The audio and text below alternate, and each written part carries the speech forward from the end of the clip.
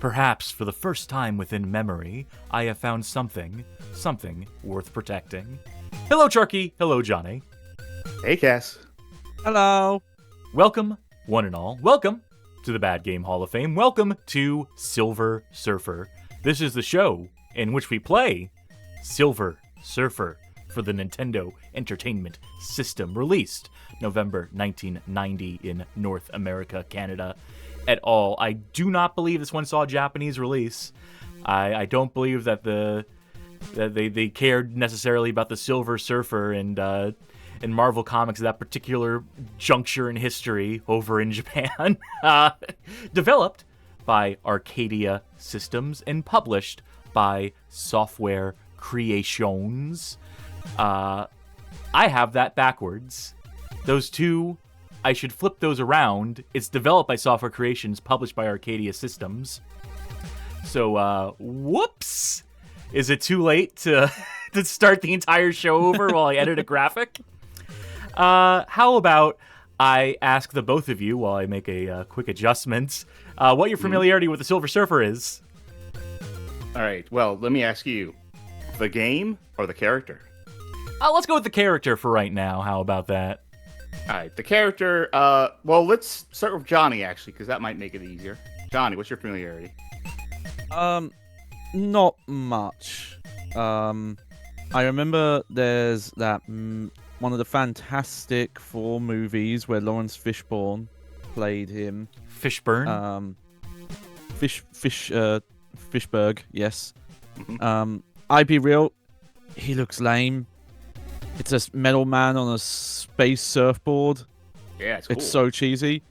You ever seen him on the side of a van? That's exactly where I would expect to see him. I'm not big into Fantastic Four. They've always seemed like on the low end of like worthwhile Marvel like superhero franchises. I see them parodied more often than anything else. Yeah, they get no respect, basically. And, No they're respect. fucking boring. They're milquetoast is like a big part of the problem. Except for the Thing. He gets some stuff to do, but, I mean, Reed Richards, come the fuck on. And then Silver Surfer. Yeah. Good inject, though. Amazing Bagman, though. He's great. Yes, but everyone else sucks. A standout, yes. I was just going to say, because I feel like Charkie is probably the most familiar of all of us. I know he was a Jack Kirby creation, the Silver Surfer. Mm-hmm. I've seen some Fantastic Four comics in my time, and the Silver Surfer always struck me as one of the most boring, under-designed characters ever in comics. I would see a Silver Surfer issue, and I would turn away. I would be like, no thank you, this guy's fucking boring. And then I knew there was an NES game, and then I knew there were those live-action Fantastic Four movies, the two of them from the 2000s, and they gave the Silver Surfer one of his own, and it was like a critical bomb. I'm not sure about commercial offhand, but didn't seem good. Did not seem good. So that's about my familiarity with the Silver Surfer. How about you, Charky?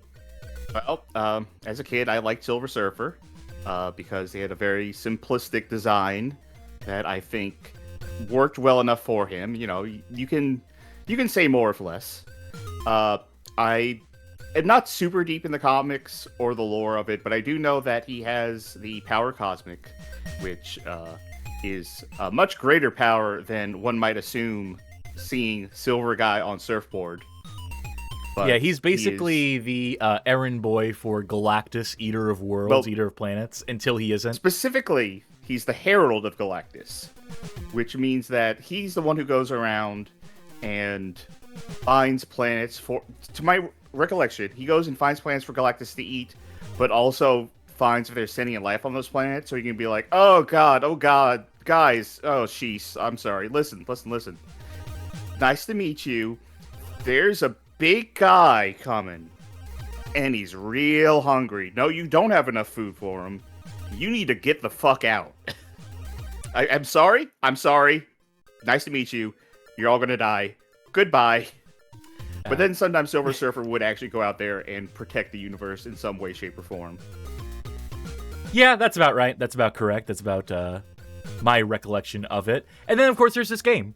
There is this Nintendo Yes. Entertainment System game released in 1990 to not bad reviews. People generally received this pretty warmly in its time. You had a few folk who bemoaned the difficulty and so forth, but contemporaneously, like the likes of GamePro gave it an 80%. Electronic Gaming Monthly was somewhere in the 70s. Like, ultimately, this is one of those games that would not be remembered except by comic book nerds, if not for an episode by the nerd, the angry video game nerd. And so this game has retroactively become one of the big bad ones. And also, I guess there is one other thing about it. That Tim Fallon soundtrack that people are going to fall over themselves to be like, well, the game might suck, but the soundtrack is incredible. How could Tim Fallon do that? Yeah, he's a good composer. I don't know. It sounds like pretty much like most other NES music to me. I'm just full on sour about this whole thing. This whatever. This does not. No, this sounds like microcomputer music, not like any old NES music. Like key gen music was Yeah. heavily inspired by his stuff, I imagine. No, it was heavily inspired by the microcomputer scene, which is where this fucking music is also inspired from, because that's where Tim Fallon's came from. So ultimately, it's all a loop. It's all a circle back to shit like Monty on the Run and so on and so forth. So I guess maybe that's why I'm not. Is that a real game? Yes, it's about a Sounds mole like you made that up. who's making an escape, making a great escape, and it's such one of the all-time great ZX Spectrum tracker songs of all time. I saw someone talking about that the other day. So the cultural cachet that Monty on the Run has. We hang with some interesting people in our circles. I lied. Anyway, we're gonna do this game. No, I was talking to some pornographer friends of mine, and they were talking about it. Okay, fair enough then. Anyway, we're gonna play this game tonight. By we, I mean Charkie.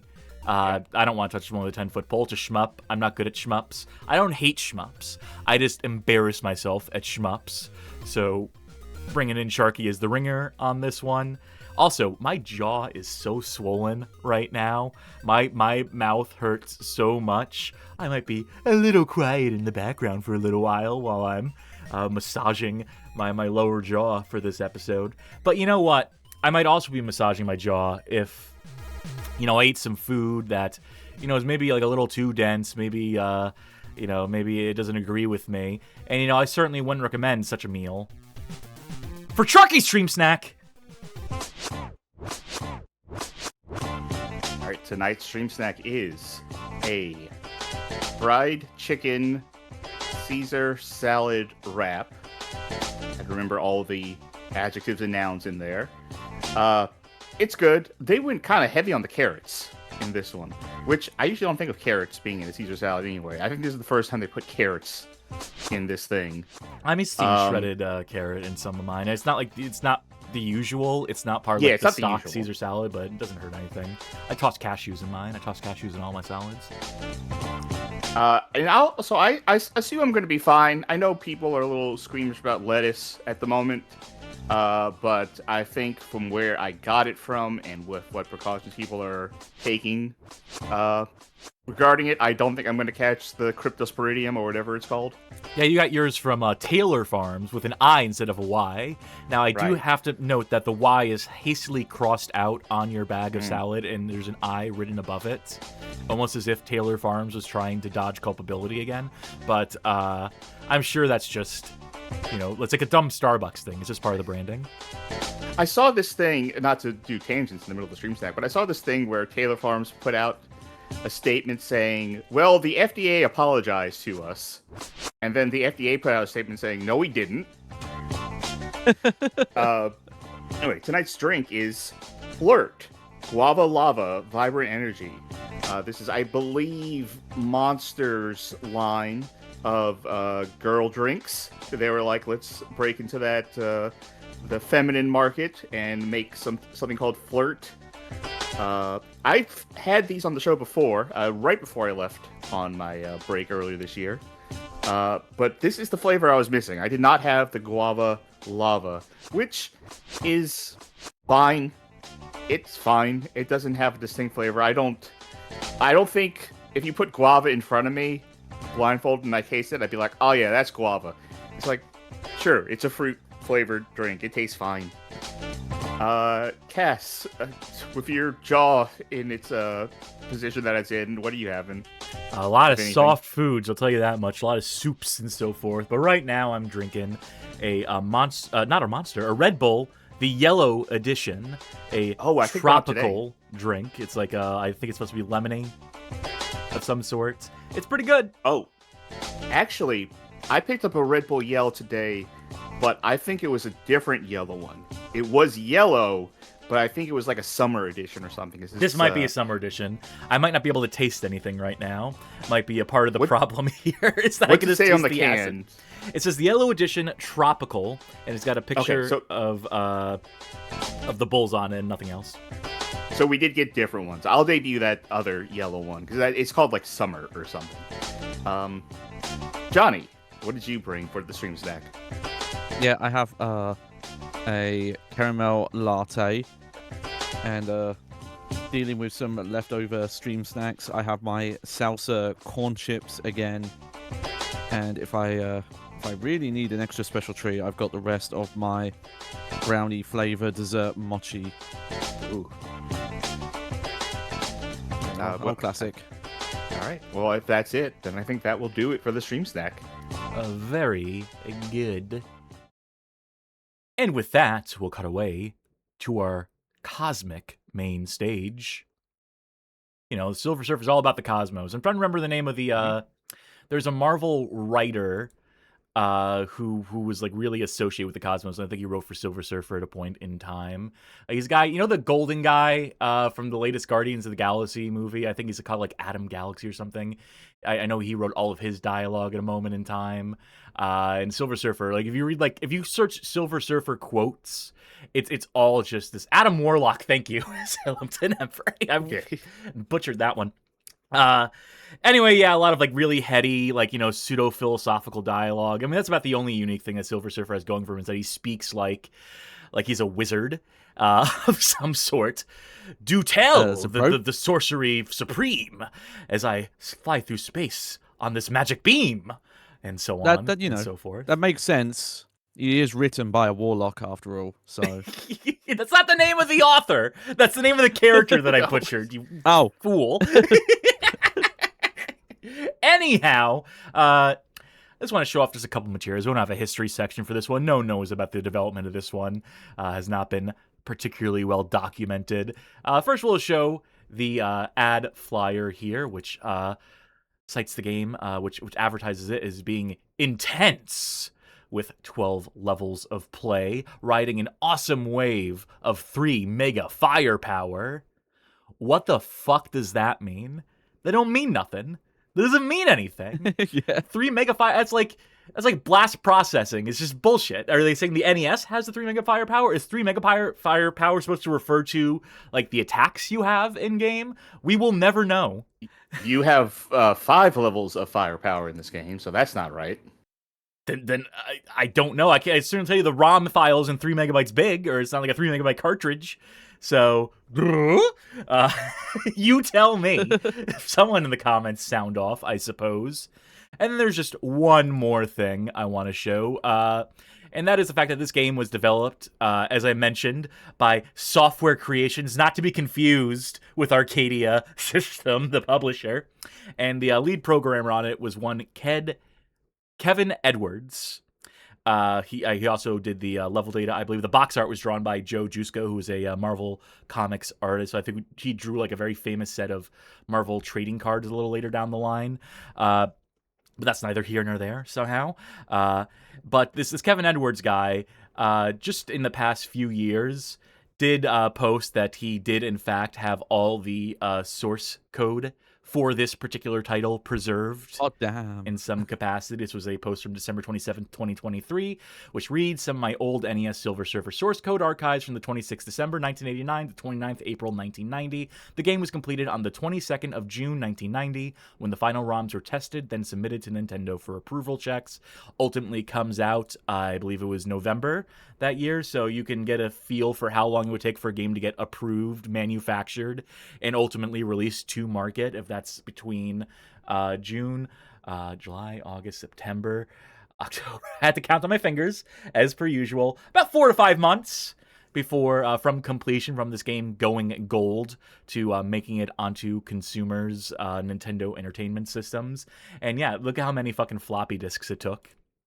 Now, granted, I think these are all different dates. I think, one floppy disk could contain all the game code at this point in time, but you would have had a, multiple revisions, multiple iterations of the ROM, as it's in development. So these are all different snapshots from different points in development. And I do know this guy has a GitHub where he has posted the source code to some of his games, not all of them. I believe there were requests for him to put this up. I don't believe he got around to that. I don't believe he put up the source code for this particular title. I think he has a few BBC Micro and Acorn Electronic games up. Just to tell you, again, where these people came from, where the developers here at Software Creations came from, was the British microcomputer scene. That is where the composers were obviously Fallen, cut his teeth. Both the brothers Fallen. It's where the programmers, artists et al., they came from the world like the C64, ZX Spectrum, etc.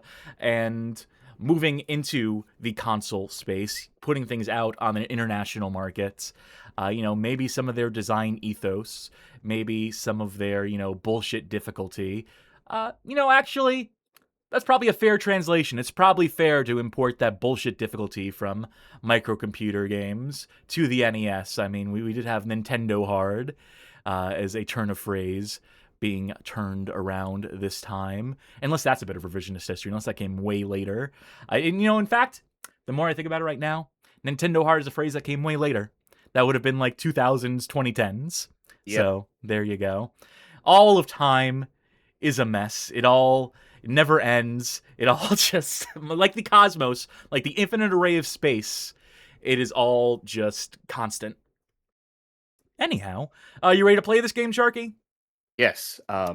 This was a game that I rented a lot as a kid from Blockbuster. And I really liked it. And I continue to like it. At some point in my life, I got really good at this and could beat it each level without taking damage. That's not happening tonight. Get a load of this fucking guy. What's this fucking pose? That's my best David Yen impression. Thank you. I'll be here all week. Galactus, why have you summoned me? Be more boring. I have need of you, Surfer. The universe is threatened from beyond. Beyond? The evil forces of the Magik Domain are almost upon us. Only by recovering the cosmic device can we all be saved. And if I refuse? You must not. Upon this, all life depends. And if I refuse, I'm 100 times your size. Go do it. If you say so. We have... Oh, fuck. Who are these characters' names? Yeah. Good luck! Sunlord. Professor Bret Hart. Swamp Thing. Robert Zadar. Yes, the chin, yep. Morbius. And Morbius. We got it. We got it in one. So like I said, I used to be real good at this game. That's not going to happen tonight. Reptyl. Well, that's fucking original. That's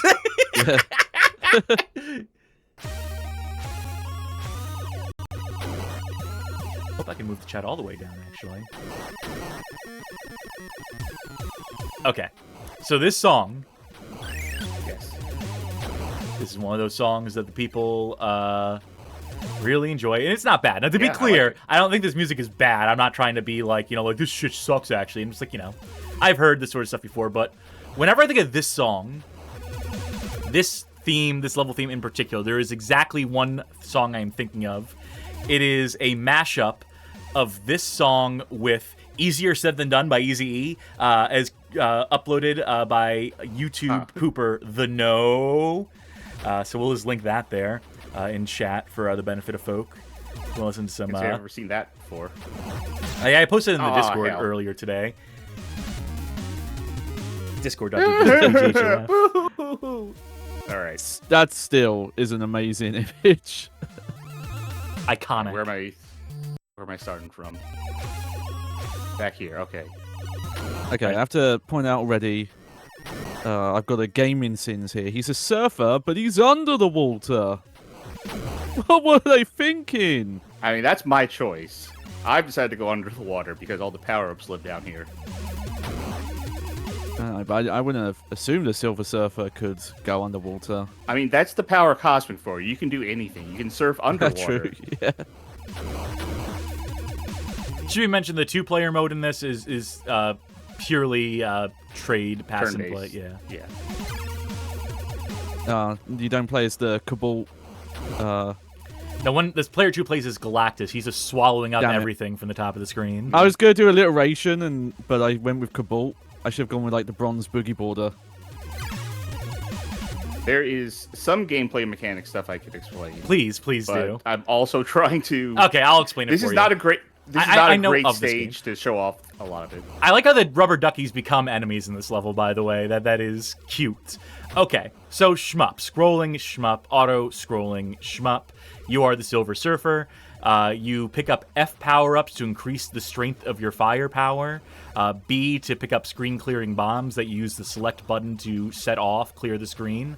You can pick up options, the little silver ball, and by pressing the A button, the one that isn't shoot, whatever button isn't shoot, it will rotate the direction so that it can shoot at different angles. So it can shoot below, behind, or in front of you. I'm assuming that you mostly shoot in front. Situationally, but in front is just good, like, default. Oh, I like that frog fella. Yeah, I'm glad you let him live. Oh, shit. I should have picked that. You can shoot the power-ups if you're not careful. Yeah. Oh, and the big thing, because we haven't really seen it, but we're seeing a bit of it, is that there are a lot of physical walls that can hurt you. It's like a pseudo platformer is the way I look at it. By hurt, you mean kill, because you have no health in this game. Yes. That is the big thing, is that one hit will kill you, deprive you of all your power-ups, reset you to nothing. You have to actually navigate around and avoid. Yeah, I wouldn't call it like akin to a platform or anything. It's just like a tight corridor, sort of shmup. But that's when we're talking about like that mode, because there's more than one gameplay mode. Let's flip it around. Here we go. So stages alternate from going left to right to bottom top. That also changes how your options work. So now... Oh, I thought you were going to crash into the dock there. For real? I thought the dock was... Nope, they're not an issue, fortunately. That is a legit... Shows how good Charkie is, that it can be really hard to tell what's foreground and what's background. Yeah, that is an issue with this game. Another one of the legitimate issues with this is that there are some stages where it is easier than others to tell. You get different configurations of fire pattern here with the top-down perspective, which is what Charkie's demonstrating. Yeah. I like that. I can do sides, cool. I can do back. Also, like, you can have, two, like, flanking like this, which is not how it works in the other mode. The other mode. Oh, we should also mention, as it was brought up by Mr. Taco in chat, from what I played of this, I could say another issue is no built-in auto-fire for a game where almost every enemy takes multiple hits. Ah, damn it. Yeah, no built-in auto-fire. I am using a turbo button. Yeah, because you got to buy the NES Max. Yes, or the NES Advantage. I mean, legit, there was a time in my life where I could just button mash this out, but I am older now, so I'm using the Advantage. Yeah, what they really should have done is that if you hold down the fire button, after like a half second, it starts to auto-fire. Would have been the easy solution for this. Yeah. To spare people's thumbs. As mentioned, once you die, you lose everything, and that makes this game significantly harder. Oh, yeah. The trick to learning how to beat this in one go is to learn how to just do every level without getting hit. Because once you have momentum going, you can keep that momentum going. If you lose momentum like this, it is real hard to pick back up again. Mm-hmm. Yeah, I've played a couple of shmups that do that mechanic, and I do not like it. It does make it harder in this case too, especially because when you die, you get set back to a checkpoint. So, add it all together, this is definitely like a... It's not one of the hardest shmups I've played, but it is very, very strict. In terms of, like, when you take a loss, you are set up for taking many more losses. As is typical shmup fashion, in my mind. I would say there are definitely a number of... That was just on me. There are a number of shmups that are better about that, where, like, when you die, your power-ups will fly out, and you can pick them up again and continue from where you are. Here, those power-ups are gone, and you get sent back. Well, good run. Look at that, though. Already top of the leaderboard, though. Tim, that's a terrible score. Whoops. Tim and no Jeff backspace. Really... Oh, I know there we go. There is a backspace. There we go. Wow, is it really this the finicky? Turbo button. Oh, wow. Okay, no, I was using turbo button by accident. Yeah. I want to be fair to this game, though. The lack of auto-fire would have been very common at this time. 4 continues in this game.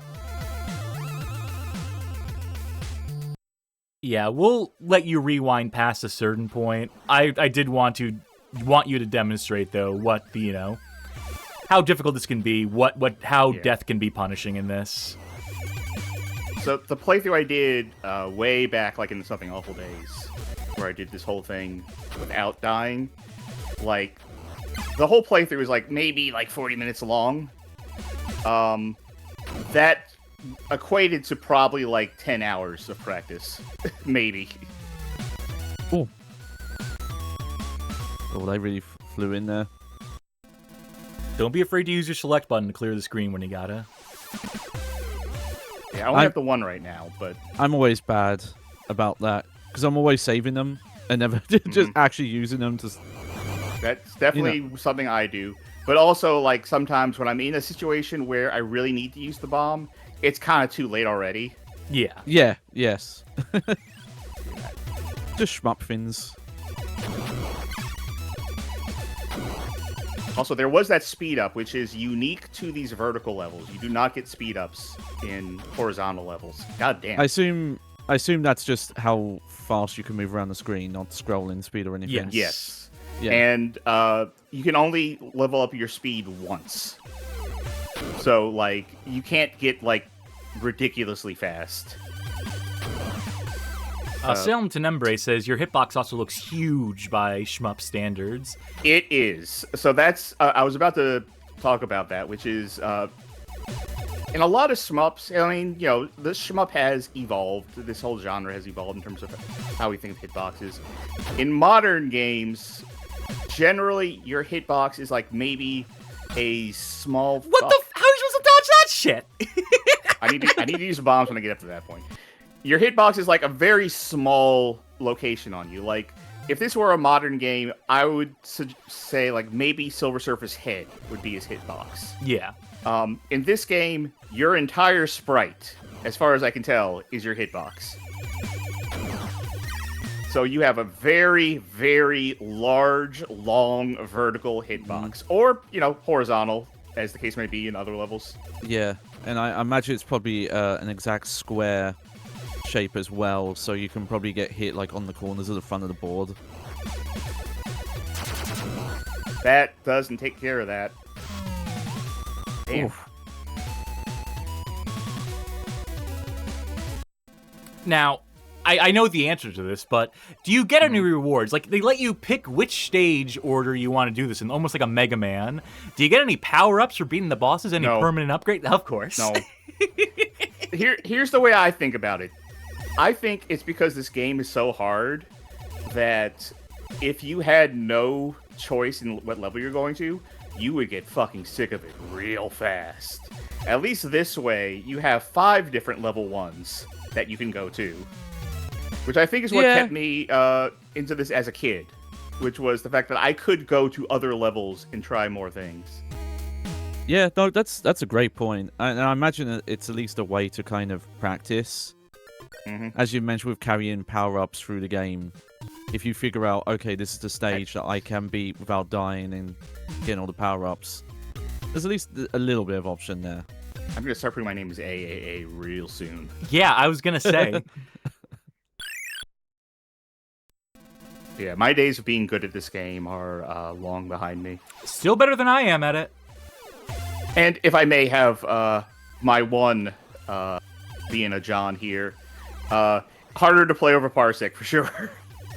This game, I say this game actually kind of controls pretty well. It is pretty snappy. Because I did play it a little bit on my own earlier. So delay is definitely noticeable, but I'm trying to work around it. Yeah.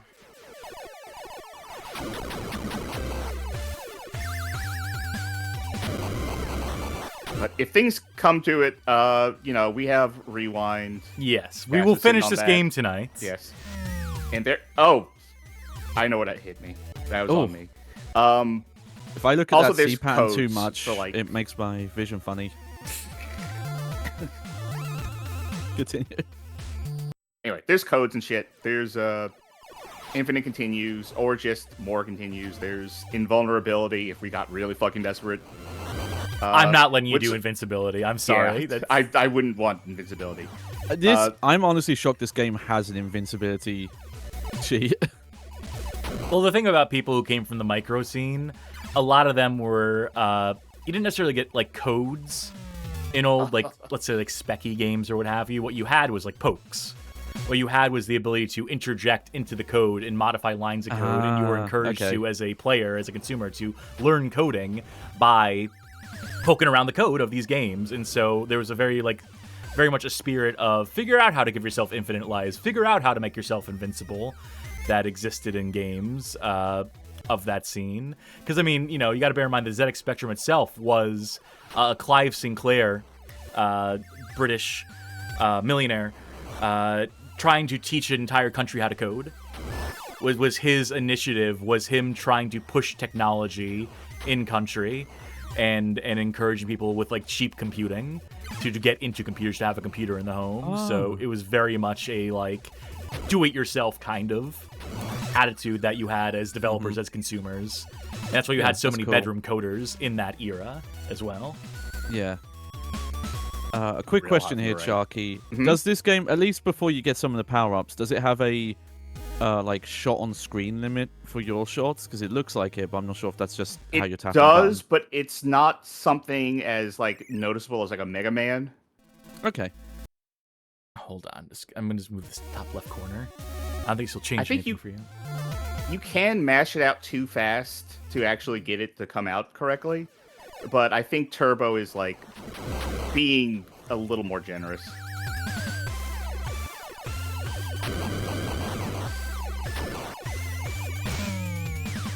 I need to not go over those things, because those things, with no firepower upgrades, those things are not worth shooting, I don't think. Some of them are. I feel like some of those little orange dudes take more shots than others. If we knew which ones dropped power-ups and which ones didn't, if there were specific types of enemies that were more likely to drop a power-up for you, and encourage you to, like, go after them, and to let some of the other enemies get past you, that would be a benefit. I think the way it does it, or the way I'm picking up on it, is that it is using a form of, like, pattern recognition that you would, like, pick up on if you play these kind of games. Like, that opening salvo, like, configuration is kind of familiar, as in, like, okay, that's on me.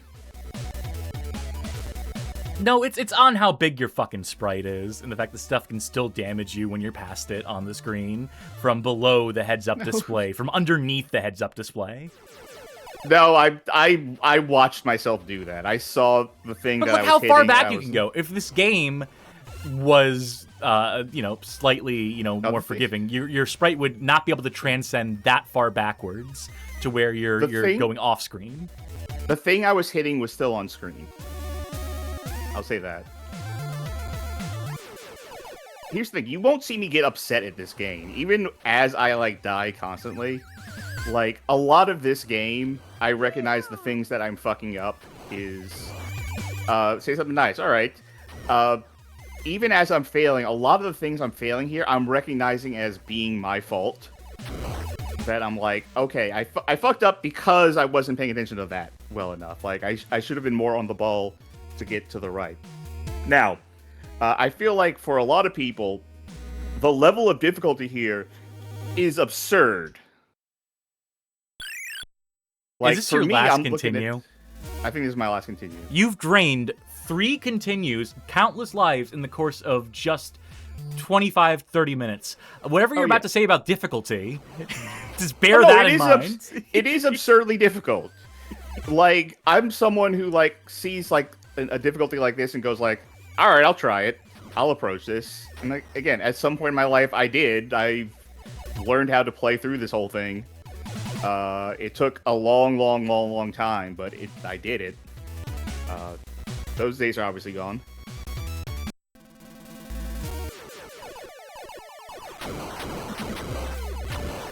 So, I'm thinking right now, actually, like, with the energy drink I had, is like, how long do I wait before I take another Adderall and try to just like performance enhance my way through this? Wow, you really are a pro gamer, Charkie. I know. You really could get into esports. Ooh, okay. Had a lag spike there. Got out of it. Yeah, that one would have given me a option, but yeah, well. Ooh, yeah, I need to be more on the ball with bombs. I think a bomb would have done better. The trick there, yeah. I don't know if bombs will clear shots off the screen though. Only one way to find out, and that's to try. Yeah. Ooh, okay, right. Those things come in there. Do it now. Yeah. Okay, they do not clear shots off the screen. No. Yeah. I will say one thing I do to myself, just because I know a little bit, is I am trying to figure out how this music works on a technical level, because I do know a little bit. Arpeggios.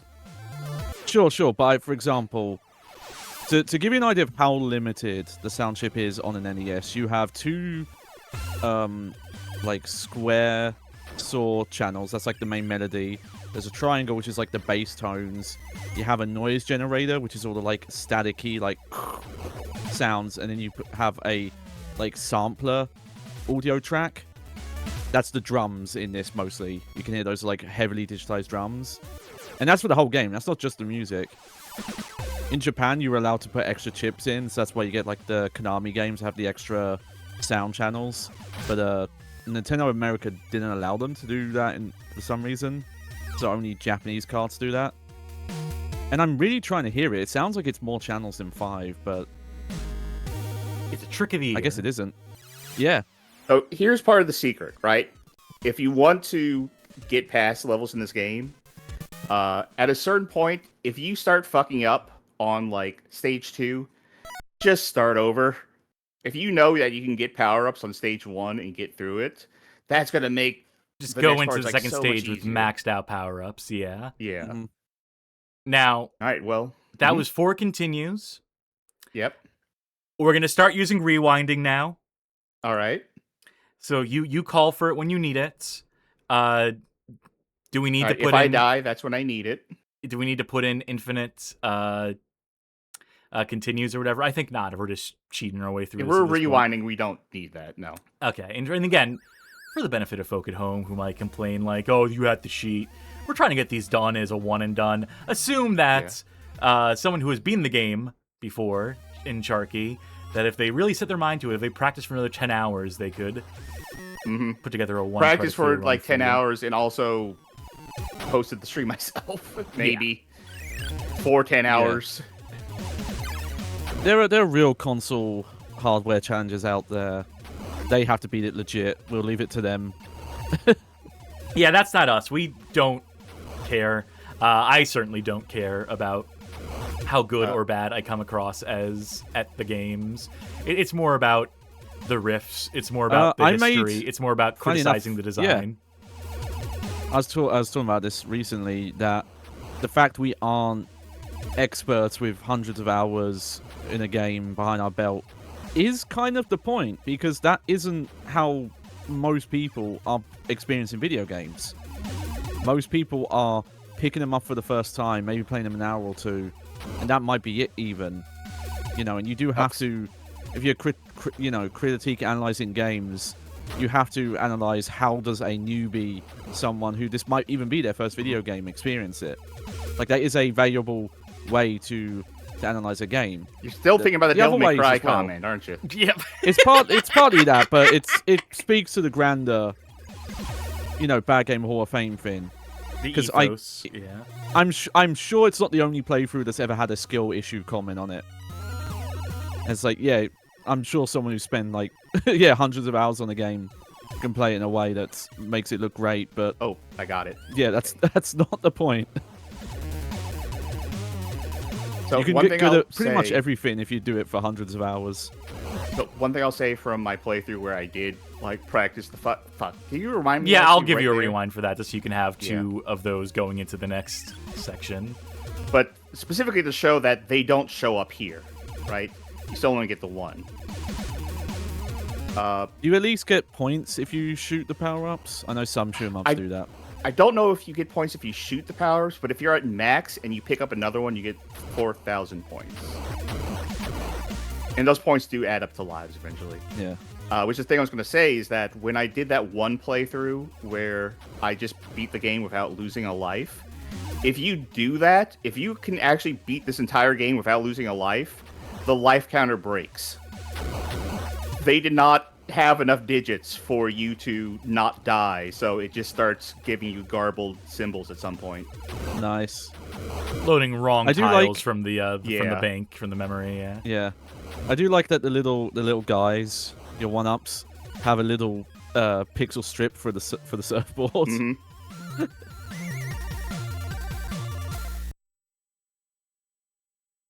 All right, now on the one hand, this will be significantly easier with full power-ups and stuff. On the other hand, you can still just get body checked at a moment's notice.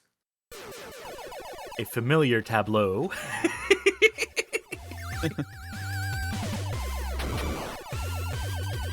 Again, like, I would credit, the ability to be good at this game. It seems to come down to rote memorization. Yes. It seems to come down to not just pattern recognition, in the sense of, enemies who look like this, approaching this sort of pattern, approaching this sort of formation, as much as it is knowing that the screen is only so big, so you have to know what's coming up, basically from moment to moment. There is some degree of, like, just being reactive and be able to catch, like, something coming in at the right speed. But there's definitely, like, a lot of trial and error and a lot of memorization in this game. Like, the way I got good at it was to do it so many times that I could, like, pick out, like, okay, this is going to come in here. I'm going to need to take this path next. Oh, I hate this part. Which I kind of expected. Yeah, I do too. I would suggest appreciate a rewind. Yeah, sure. Yeah.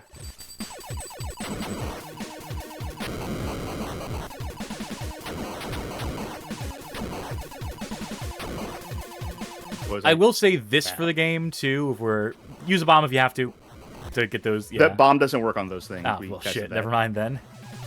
Good job evading though. I will say this game looks good. Yeah. It's colorful. Yeah. It has varied tile sets. It has a lot of stuff happening on screen with no discernible slowdown. Yeah, game runs real good, all things considered. Something about this wall pattern, though, messes up my vision. Yeah, no, I don't love this background. But... Yeah. Oh, I love that guy, though. Oh. Oh, oh, he's okay. He's alive. Don't worry. He didn't explode out of existence. He just... Yeah, but you made him sad. Jerry asked, what other shmups were on NES to compare this to? There were quite a bit. Yeah, you had versions of Gradius, I believe. You had Xevious, there was a version of Xevious that sold pretty well for Galaxian. NES. Star Galaxian, Soldier. Oh, that's fuck. a different type of. Is it? Oh, okay. I think there's like Gunneck, Star. Oh, the Soldier, Twinbee conversion. Yeah, so there were a lot, and I'll be honest, there were better shmups on NES than this one. Oof, the doof. You know what? Would You want me to play that one where it lies? Yeah, we'll play this one where it lies. I'm Okay. trusting you to gather enough power-ups playing this stage, but also to demonstrate how many hits these fucking things take. Yeah. Now, see, because what I was going to suggest with the fishies, if using the option like shooting reverse would have helped in some parts. Not there though. Sometimes obviously. not so much, because sometimes it helps to like. Sometimes that's not enough firepower to necessarily get something done. Yeah, I can see That you that. need to focus fire on stuff. And remember, you have the benefit of auto-fire here. Just for the benefit of folk at home, Yes. that Charkie is using auto-fire. Imagine that for every one of these shots, you are pressing the button manually. Constantly. Unceasingly. At one point in my life, I probably could have done that, and I did do that. Ah, Jesus Christ. Oh, you were so close, too. I think that's the boss, Also, isn't it? that's the boss, yeah. I think stage 3s are... Fuck. Did you see the little guy riding on him? Up, please. Oh, he's got a little guy on the back. Okay, that didn't go where I thought it was going to go. What are the patterns on this? Are they homing? They have to be homing at a certain point, right? They are not fully homing, but they're... I think some of them are kind of figuring out where I'm going.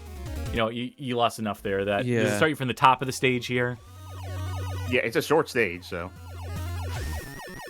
I think what it is that they shoot in a straight line, but the sprite purposefully has the like rotating balls, so seeing the hitbox is harder. I think that's the gimmick with those shots. So it looks like they're traveling in waves, but they're actually going in a straight line, kind of thing. Oh, that was bullshit. Yeah, I did not.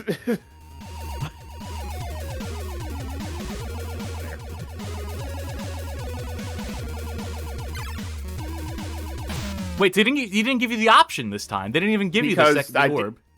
Because I didn't kill the enemy that had it.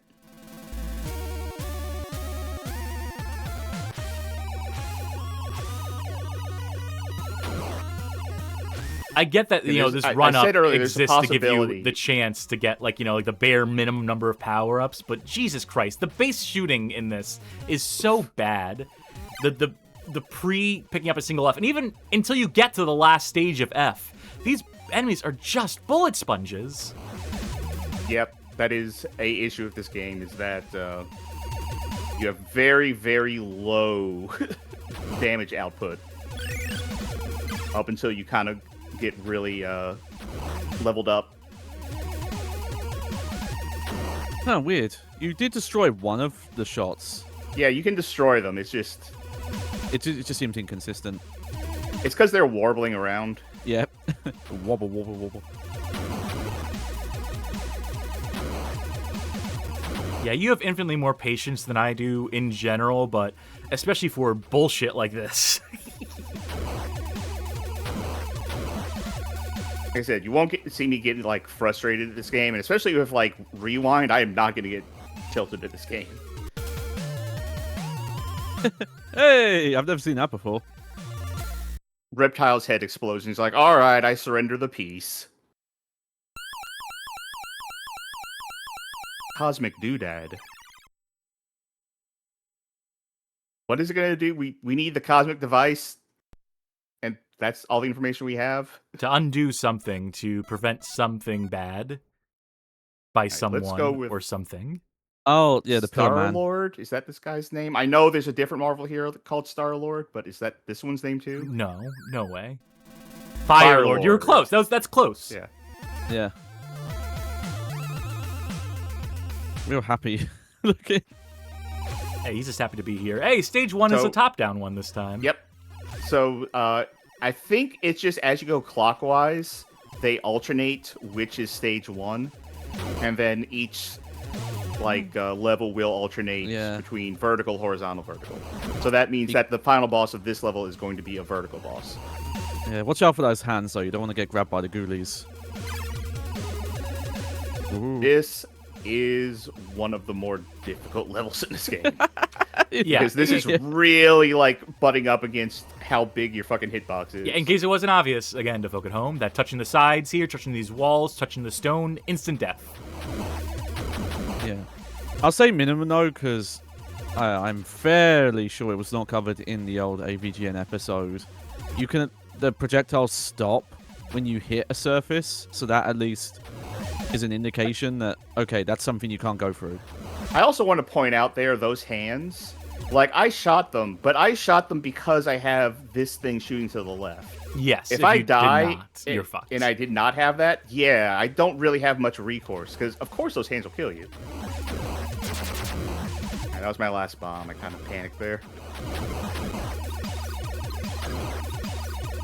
Your kingdom for a second option.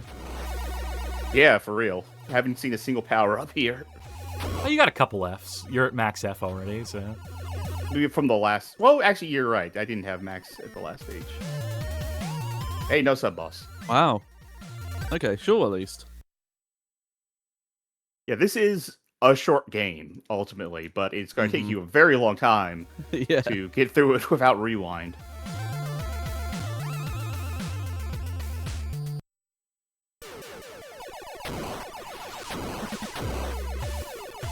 Now, for as good as the music may be, I do have a problem with it. I do have a legit There's problem not a with lot of it. There's not a lot of it. Yeah. That's fair. I've been playing some NES games kind of recently. Some really long NES games recently. Fuck. That's wrong with this part. I'll let you. Pumpkin. Yeah. Finally made it. I do love their pumpkins.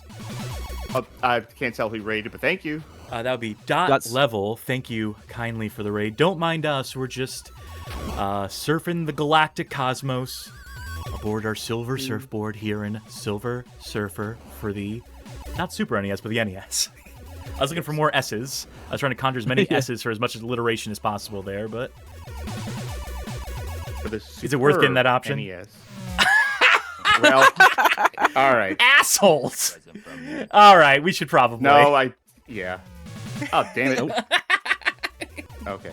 You can see you can see behind the transparent like blackness of the top there. You can see the fireballs inside of the ceiling, waiting to deploy. I feel like it's also a sign that you can tell this is developed by Britain, because that's a very British retro game design thing to me. I'm like, oh yeah, you think you could go in here, mate, get the power up, and rain fire on you. God, I hate this part. Too much. Oh, thank you for the gift subs. I can't see who. Thank you, Blah Hats, for the 10. Yep. Ay. Very generous of you, as always. Thank you very much. Congrats, everyone out there who got a sub. You get to use some of our emotes. What was Dot playing, by the way? Someone could tell us what Dot was playing. I'd be appreciative. Well, I figure out how to remember how to do shout-outs on Twitch.tv. Slash shout out. Yeah, something like that. Also, welcome to the Haunted Mansion. Yeah, let us know what you're playing dot level, because we don't have the bot that tells us. Why World 2? So from one shmup to another, right? If I recall correctly. Oh, damn it. Do I let you... I'm gonna let you suffer a little bit. Okay. Sorry, friend. What was I about to say? Oh, yeah, the point from earlier was, no secret, I've been playing some Final Fantasy lately, including, like, the NES ones. And, man, for games that can take you, like, 12-ish hours, there's, like, 2 songs in that game. So, it's no stranger to have, like, not that many music tracks in a game like this. At least this one's... Well, on the one hand, this one's short. But on the other hand, once you get to the point where you're like, oh, this game was short, you probably put a lot of hours into it. Damn. All right. Just have to ride that real high up. Well, yeah, I can't always get a perfect rewind on you. Yeah.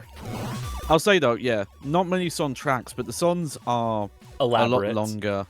Yes, and elaborate, yeah. Yeah, that comes from the World Microcomputer. I mentioned Monty on the Run.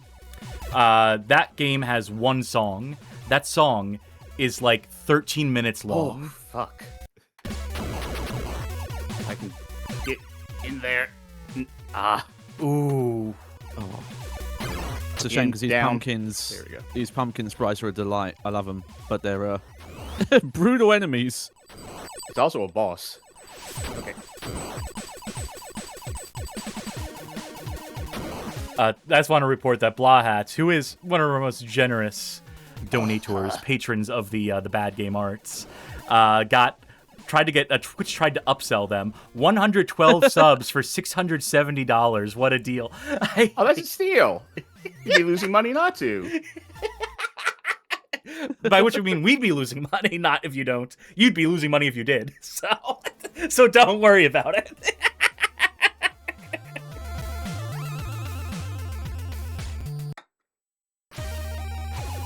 All right, so this should be a short stage, right? This should be like a short run up to the boss. This should be a short one. Hey, it's a short one. I think I blinked, and I think I missed what I hit. I think it's the green. I think the greenery is enough to kill you. I thought they were trees. Apparently they're spikes. Oh, yeah. Oh, this your is narrow. Hitbox in this game is humongous. Yeah. Now, what if This the is like Silver when you Surfer just had a boogie board?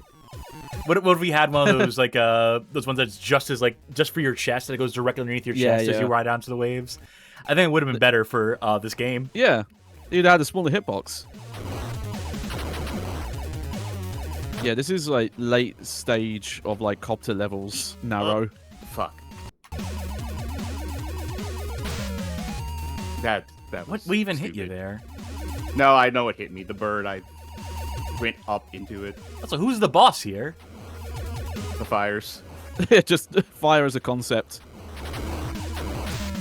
Without an option, Oh. this looks like a nightmare. Without an option, without firepower, because that other one blew up on me. Alright.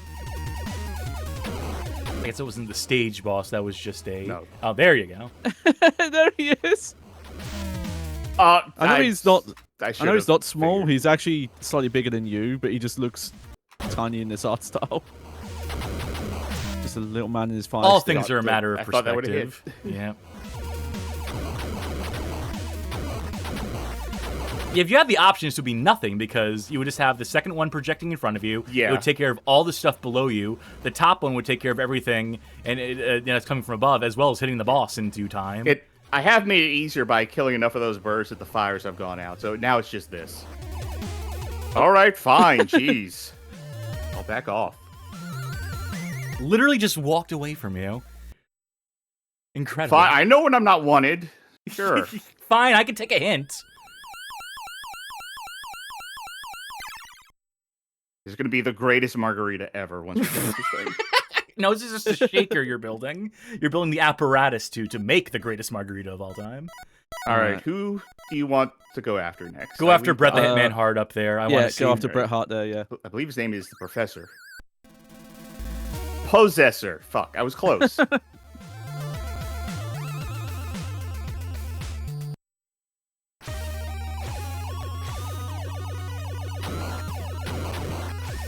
How do you feel about Bret Hart? Oh, you do get a speed up in the side things. Bret Hart Brett, opinions? I don't know. I think he was a little before my time, to be honest. Well, best I mean, there he's was. great. He is a great technical wrestler, and he knew how to tell stories. He's also one of the pettiest human beings alive who cannot let go of shit, which is a trait I admire in people, a trait I deeply respect. And it's why me and Rebecca Heineman get along so well.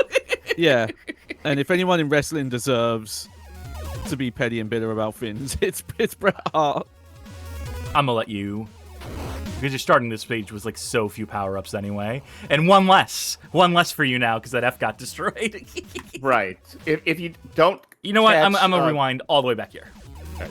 If you don't catch power-ups in time, they will just self-destruct. Would really love to know if anyone does know the lore of the Silver Surfer and Possessor here.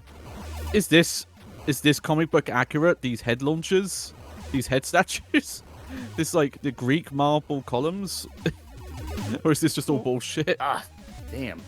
I know there was a like Fox Kids cartoon Bad place. at a moment in time for the Silver Surfer. This was the era of the X-Men animated series, the one that they just made a sequel to. Is that a one-up? Because this... It is, but I missed it. I'll let you grab it. Because this looks like a fucking... not Parodius specifically. What's the one with all the buff men? Choaniki. Yeah. Yeah. This looks like a Choaniki stage. Yeah, but they're all kind of wimpy little guys there. Hey, they aspire to be in a Choaniki game. This is their debut. Yeah. They're working towards. They're gonna get those gains. They're gonna get that protein and.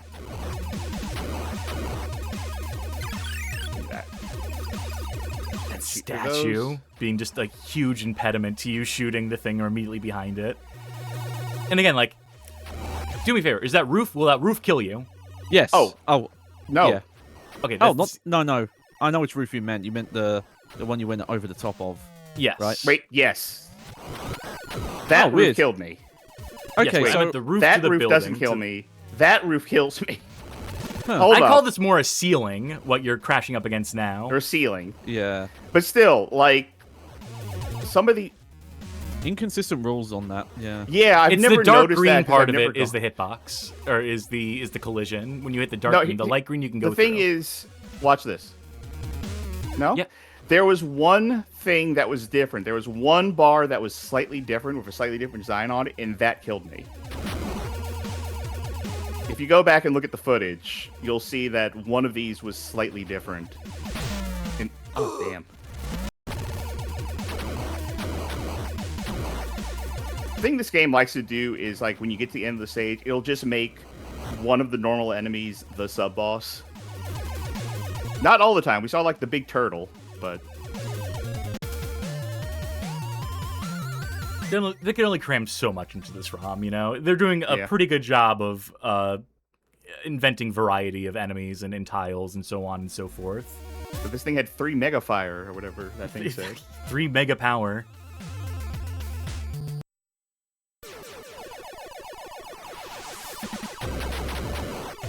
I won't lie. I'm at the point where I'm sick of this fucking music. Yeah, there was at least a third song. Yeah, there's like 2. I could definitely see if you were playing songs. this. Yeah, if you were playing this legit, you play any, you listen to any music long enough, you'll probably get sick of it. So, I still like this music, and at a certain point, you kind of like. Once you listen to it for so long, you kind of just zone it out. I can understand getting sick of it, though, because you can get sick of anything if you get exposed to it too much. What it would be, because it fixed another problem with the game, if you didn't restart a stage when you died, you would hear more of the music. Don't do that. Don't go left. Yep. You know, because the song restarts as well. If this, you know... And maybe if they could do it without the song restarting, which I doubt. Whoa! Close. I hate to say I'm gonna make you play it where it lies. Alright, well, where does it lie for me here?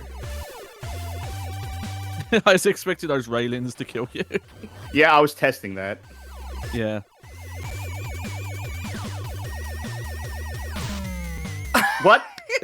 The back end of your board hit the fucking stun column. Yeah. I think I accidentally hit down on the D-pad. I had to specifically choose what D-pad I was gonna, or what controller I was gonna use tonight, just to account for how much is my thumb going to hurt. So you brought out the Novan Falcon. Yes. So I picked not the most accurate. Fuck. Do everything you can to get that option on the left, by the way. I picked not my most accurate D-pad, but somewhere between accuracy and comfort.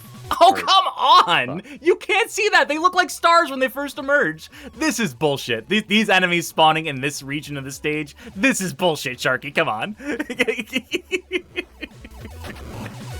Listen, I'm gonna say that I still like this game, but it is bullshit. This game is bullshit. I won't deny it. I don't think it's as hard as people have made it out to be, but it is absurdly hard still. Certainly not the hardest shmup of all time.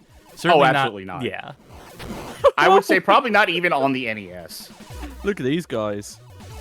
Are you supposed to be going through, like, the Olympics. Yeah, I feel like there was a Coliseum or something, but that Yeah. was...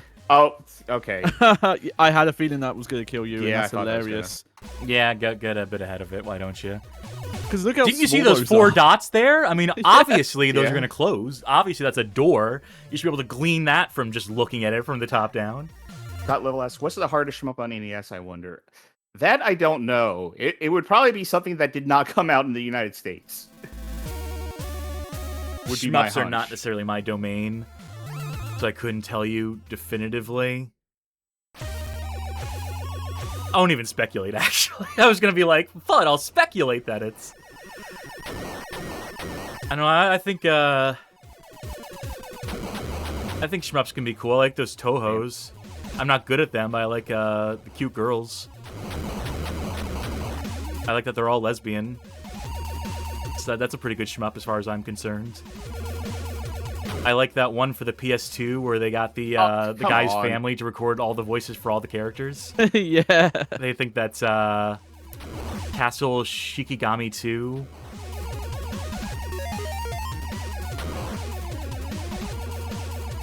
Or is he There going to you go. slowly back Relatively away? easy boss. No. A relatively easy boss, rather.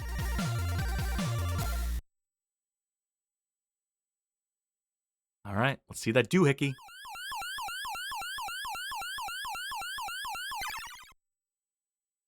See, that's the, you crank that part. You see, you grab it from both sides and you twist it, and that'll tighten and loosen it.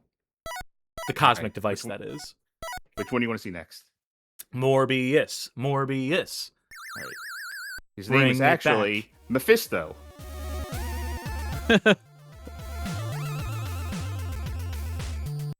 You know, personally, I was bummed when they discontinued Mephisto's movie in theaters, his dedicated movie early, but, you know, I'm glad they brought it back. Fans could have a second chance to catch a masterpiece in theaters. It's going to make a Mephistilian dollars. Yeah. There's the joke. Ghost, fuck. Play it where it lies. New stage, new lease on life.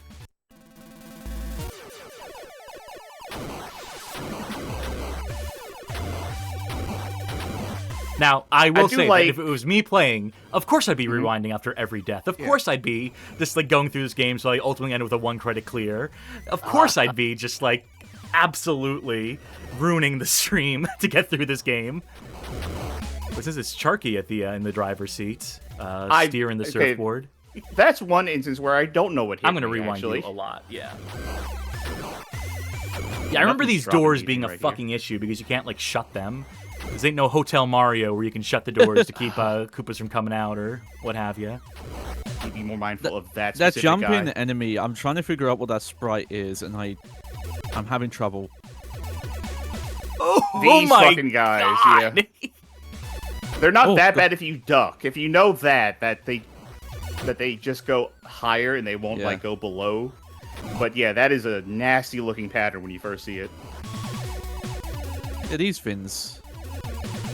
I do Frogman? like the commitment to Spirit Halloween for Yeah. Mephisto's level.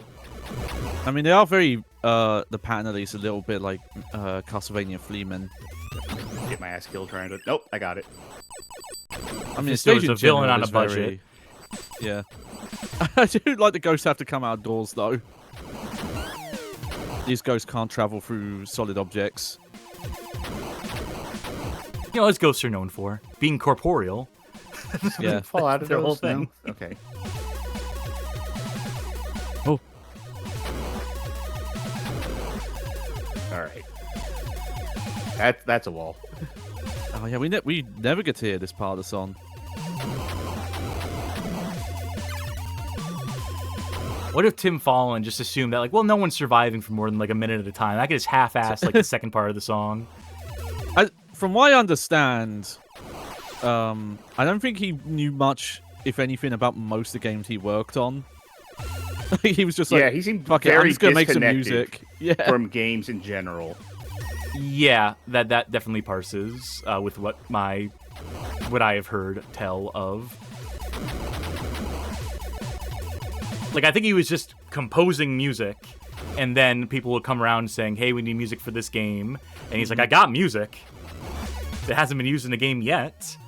Do you want it? But, you know, I say that's probably not true because for this music, for you know, as few songs are in this game, there are at least, like, you know, I count, like, there's title screen, there's the ranking music, there's the stage 1 variant music, stage 2 variant music. That's, like, 4 songs, like, 4, like, distinct songs. Maybe a 5th if the story sequences have their own song. There's going to be, like, a credits, too, at the end. Yep. Yeah, there's a couple jingles, stins. The instrumentation is consistent. There are, like, you know, shared, like, elements. There's, like, you know, the chords, I guess. I don't know the music words. But, you know, there are things that make it clear these are all designed with the same game in mind. Yeah. Motifs would be a melody we would be hearing over and over. Yeah, that'd be a leitmotif, wouldn't it? Yeah. That's the full thing. Yeah, I just more meaning the aspect of I don't think he was thinking, okay, this is about Silver Surfer. Yeah, no, definitely. I'm gonna not. look at the dev notes, see, get inspiration. Oh no, absolutely not. Yeah. Yeah. And even as a composer, he was mostly like programmer minded. It was more about doing things with the hardware. Hence why he mostly got out of the game once it got to CD-based audio. What? No way. Okay. Oh my God, those blue walls, Charkie.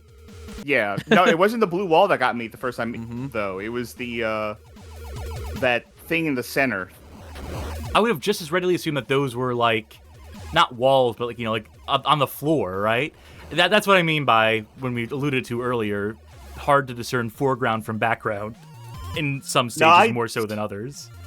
I mean, personally, I discerned that was a wall, but I was like, I can't believe I backed into that. Well, I didn't discern it, so...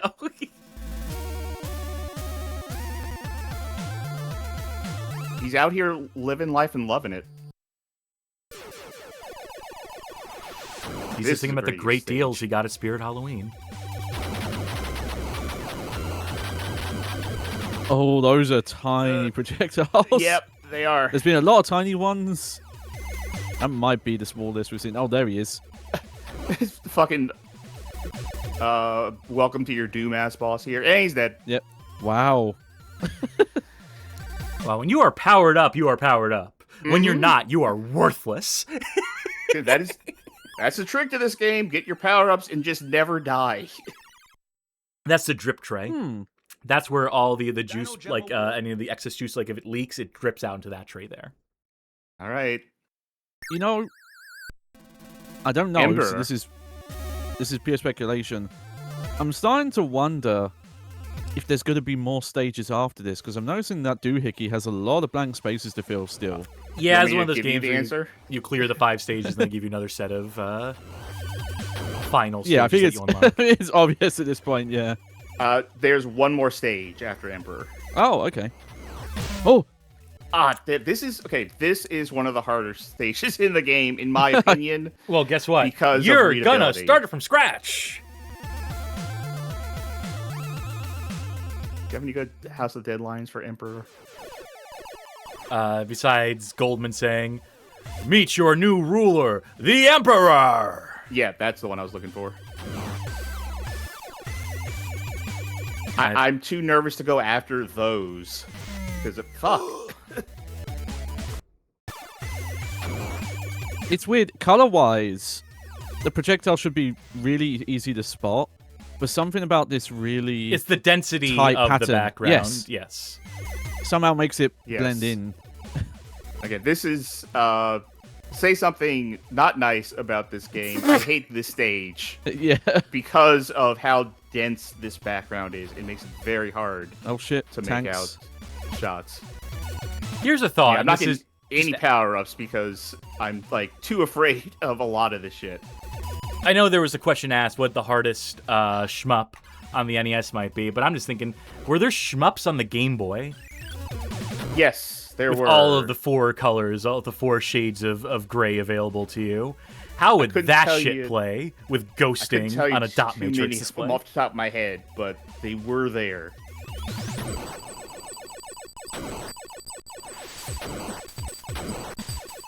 The only one I can think of is X, and that barely counts. Because that's the Argonaut first person. Yeah. Yeah. I'm trying to figure out where you are. Is this supposed to be on a planet or in space? Because there's like there was an airstrip runway. There's train tracks now. I assume this is like some sort of space base. Yeah. This is actually where the finale to Battlefield Earth takes place, when they're flying the fighter jets yeah. in. That wasn't gonna work. Wish my option was on the left side. That would have made that section a lot easier. You can't switch that up when you just have the one. When you have the one option, they should let you use the option cycle button to switch which side it's on, or something. I don't know. Nope, can't do that. You finally made it, friends. Well, thank you kindly to Shaboy J for the raid. Don't mind us. We're just facing the Emperor in Silver Surfer for the Nintendo Entertainment System by way of Software Creations. Pleased to enjoy the Tim Fallon music as all these fucking nerds seem to. I don't know, wake me up when they put Metallica in an NES game, man. Just kidding, I hate Metallica. You heard about this game? Yeah, I was gonna Motley say. Crue has a pinball game coming out. That's going to be awesome. There you go. Yeah. I hear Kiss has a pinball game on PS1. I can't wait to play that and listen to my favorite Kiss music. Now. Okay. Oh, this I sucks. took the wrong Okay. path. Yeah, I This took the sucks, wrong yeah. path. Go ahead, yep. Yeah. Now I am in the early 2000s, and I'm looking at that bonus DVD that came with Saint Anger. But I heard there is a Metallica video game coming out called Damage Inc. So there you go, Cass. I'm sure that's definitely going to come out and not get totally cancelled. You know, Ed Hunter came out. That's the Iron Maiden rail shooter. Nice. So anything is possible. Yeah.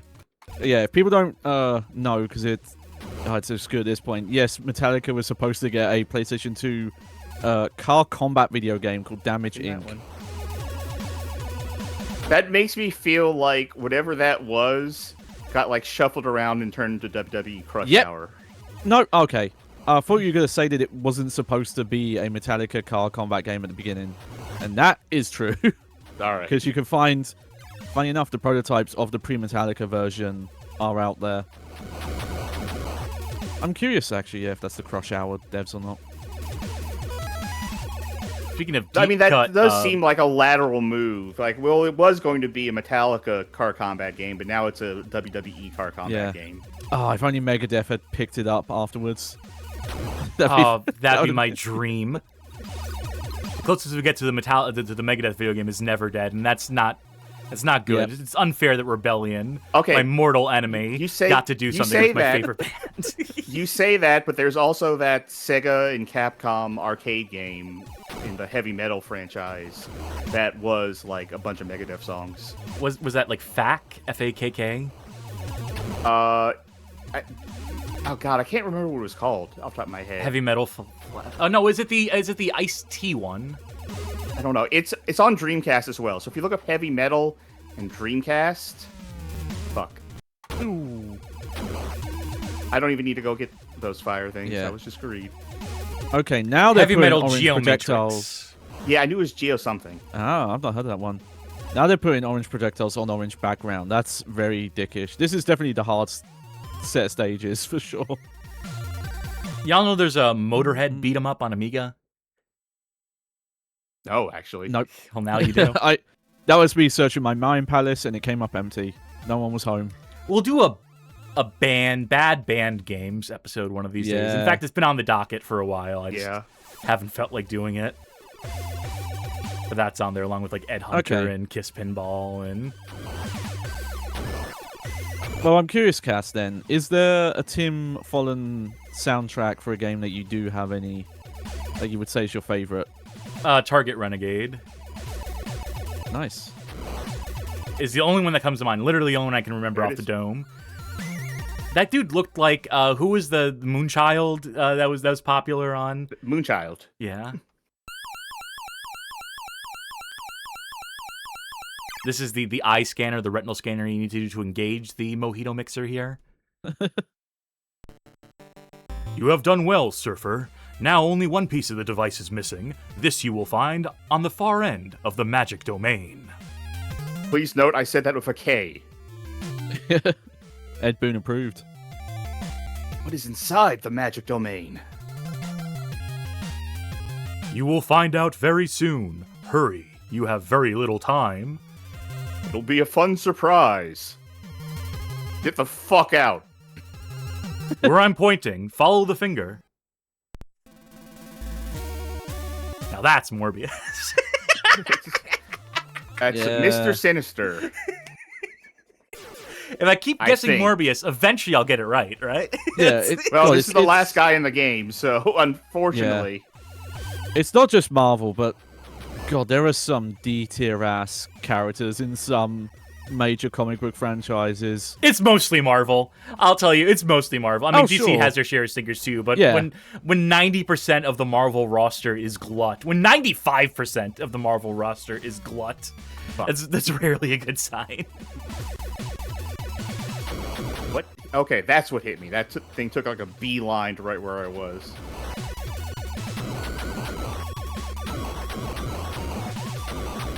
Like, DC can put together a show like Justice League Unlimited, which has cameos by, like, all of these, like, Z-tier heroes and manage to make them seem cool for the one episode they appear in. Marvel could never. That is my hot comic book take.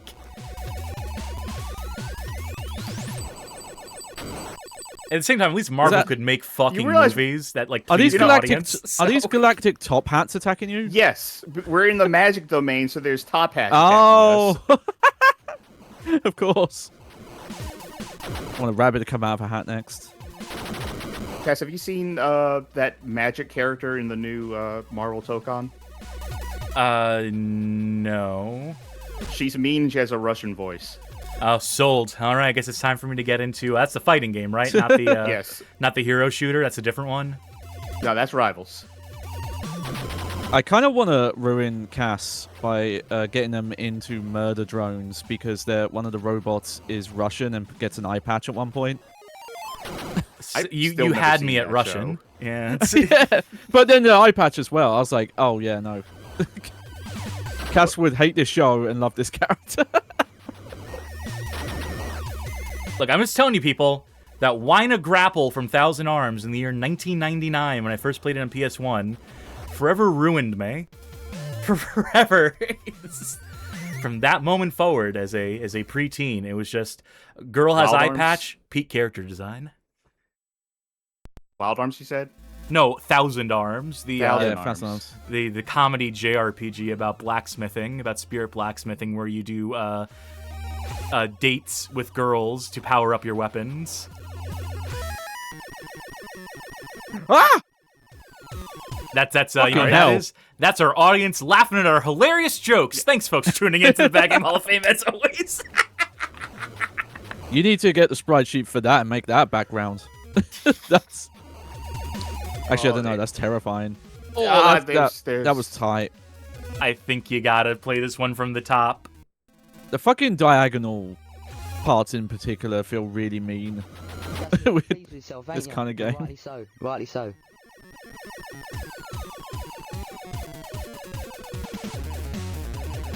I fear I may have set you up for a really Yeah. mean task. Yes. Oh, you get an option though. I mean, granted, it only shoots to the left, but at Hey. least that's something. I believe in you. The truth is that Charkie is a Believe much in better me gamer than I and- am. So Me it's- and the Yeah. fact that you're on the rewind button anytime you could be like, nah, that didn't happen.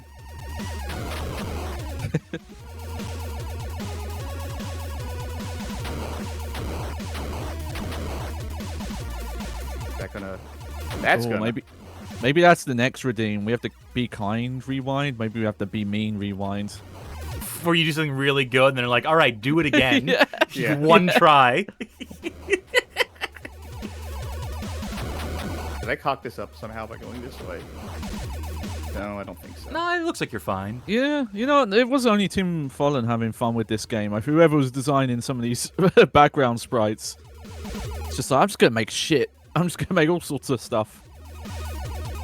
Don't remember if these hurt me or not. I don't think they do. Okay.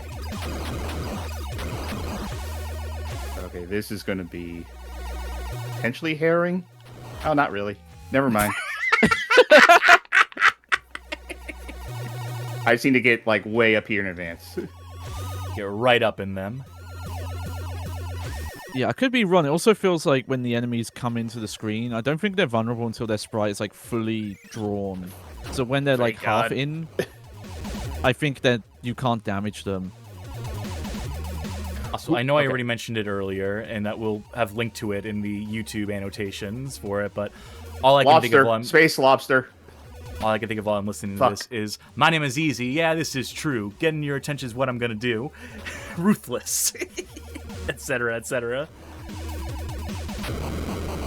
Oh, it was a space lobster. It was a space lobster. It wasn't a space. It was a space lobster. So, final level? Final level, yeah. And if I remember correctly, the final boss is real fucking difficult.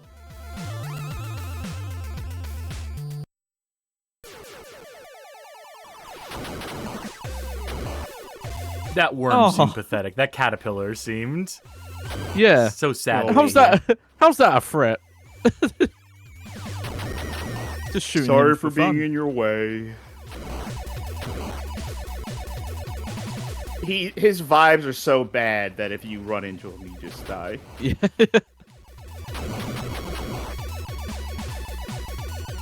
Like these space trees. And a space, Actually, I don't know if I want to say what this is. Oh, I don't need... It's a fucking family show, Johnny, so you yeah. keep your goddamn mouth shut. Yeah, watch that shit. I do really love some of the detail in the sprites, though. There were like little eyeballs in that, whatever. I don't know what it was. But the thing you flew over the top of. Look at how fucked up this thing is. Yeah. Fuck. Oh, you were paying attention too much attention to how fucked up it was. No, I didn't realize that it would, like, bounce up like that. Yeah, it took me a second to see what it is. It's a fucking, like, zombified elephant head. Yeah, it's a like skinned elephant head. A half-skinned elephant head. All the stuff they would cut on NES, especially North American releases, and... oh, no, that's fine. Someone said it earlier, but yeah, every level has some real, like, unique shit in it compared to every other level. What are the chances... when this was sent off to certification, Nintendo didn't get this far. Mr. Sinister, I guess. Wow, he looks very different from his profile picture. I feel like I've been catfished by the by the villain here. But like that's stylish a people boots, leader. though. These boots are made for walking. It took me a while to figure out what they were because they were, you know, the sprite flash was the alternative colors. It like alternates when you shoot the boots. Look.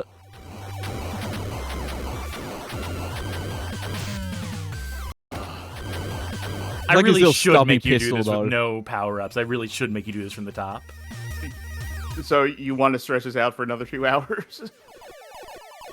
Okay, I'll tell you what. Here's what I will do for you. I'm going to rewind you to the top of this fight. I'll give you one more shot. I have the save state there. All right. And if you die here, I want you to play it where it lies. Until such time as we reload the save. Okay, so this guy. What's hard about this boss is that he takes forever, even when you're fully kitted. Yeah, I wish this game had boss health bars. I wish it had a Silver Surfer health bar and you could take more than one fucking hit, but you know, it's not the world we live in. Your boy Jay in chat mentions the Silver Surfer game over screen was me when I rented this, actually played it. Hey, look at that, another renter, Charkie. Yeah. Check out our Blockbuster exclusives episode, folks. Oh, I guess, okay. Decided to go that way now. Oh yeah, and then he speeds up. Oh, I'm hitting a lag spike. If I die, it doesn't count. Okay, we're settled. I know it's not, because it's just a made-up space pistol, but it looks like those... it looks like the Crimson from Death Crimson. It looks like one of the powered-up forms of the Death Crimson, is what it looks like to me. I was thinking of that emergency gun. That's flare gun? No, in Resident Evil Remake. Oh, I has got the it. one shot in it. Oh, the one self-defense shot. gun, yeah. Yes. Very Yeah, good, yeah. Charkie. You turned him into popcorn. Oh god, my Look at him eyes are posing. dried out. I don't think I blinked. Good work. Dino Gem awarded. All right, we can finally make some mixed drinks here. This bullshit device. Hope you like Mountain Dew and vodka.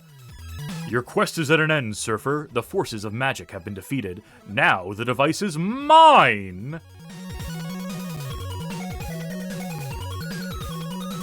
Mm-hmm.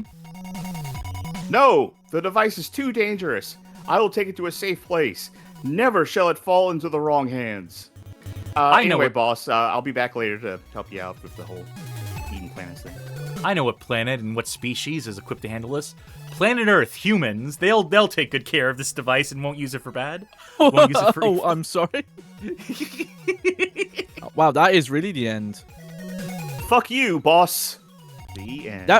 That really felt like a setup to a final stage that just didn't get made. You versus Yeah, Galactus, yeah. Yeah. So, credits? There'd only be 5 names in the credits. I'll tell you Yeah. what the credits are. I will literally read the credits out loud to you since they're not Yeah. here Read the in credits game. right in here. Yeah, give me a second here. I like this fun effect they're doing though. Yeah, so this game was created by Graham J. Devine and Rob Landeris. They got created by and directed by credits. The coding was done, as mentioned earlier, by Kevin Edwards. Level data by Kevin Edwards, as well as one Paul Murray. Artwork by Neil Sutton, Craig Houston, Anthony Anderson. Music by Tim Fallon and Jeff Fallon. Original graphics concepts by Brian Williams. I assume that would be like prefab sketching, like concept art sort of stuff to say, hey, digitize this. These are what the cast of characters are going to look like. You make sprite art of this artwork team. And a manual written and presumably maybe illustrated by Lisa Marcinko. No relation to the Dick Marcinko, I would assume. And an additional credit, you get Joe Jusko drawing the cover art.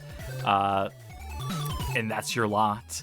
So maybe it wasn't worth scrolling across the screen. Maybe they realized it would be a little short, a little scant. Wait, what? There they are. Fuck they you, are. Charky. Make a fool of me. What's the password? We got a for? password. Well, if that's the password I think it is. Yes, that is the second quest password. Ooh, do tell us more. There's a second quest. And then when you beat that, there's a third quest.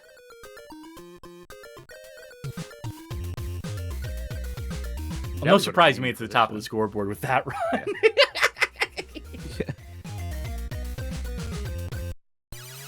Now, before you do any sort of password entry, let me just first.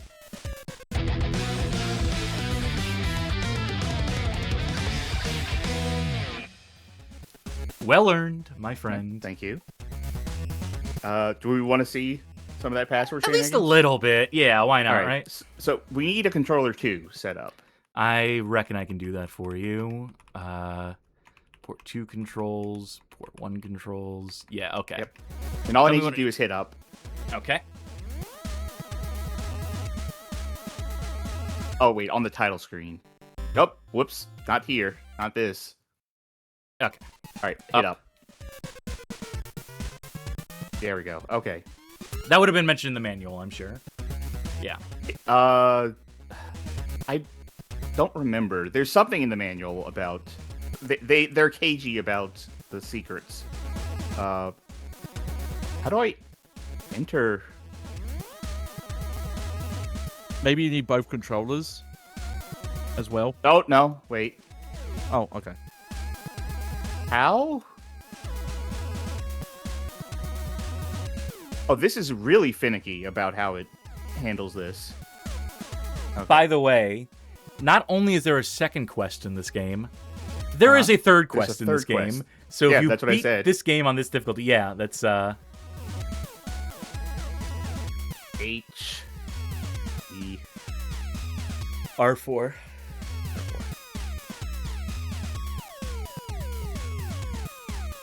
Shaboy J asks, is there a different ending? And then, if I want to, and I do want to, but you can stack multiple passwords on top of each other. Handy. which is nice. This is the only other password I'll put in. Let me check, like, VG Museum real quick, just to make sure I'm not telling tales out of school about there only being the one ending. I wouldn't be surprised, though, when I think of second quest stuff in the NES era, it was usually just... Changing one line of text Same at the game, end. yeah. No, just the one ending. Yeah, I think this is just like basically remix difficulty. You know, because there wasn't enough bullshit the first time through. There weren't enough enemies. There weren't enough obstacles, hazards. Seen this. All right.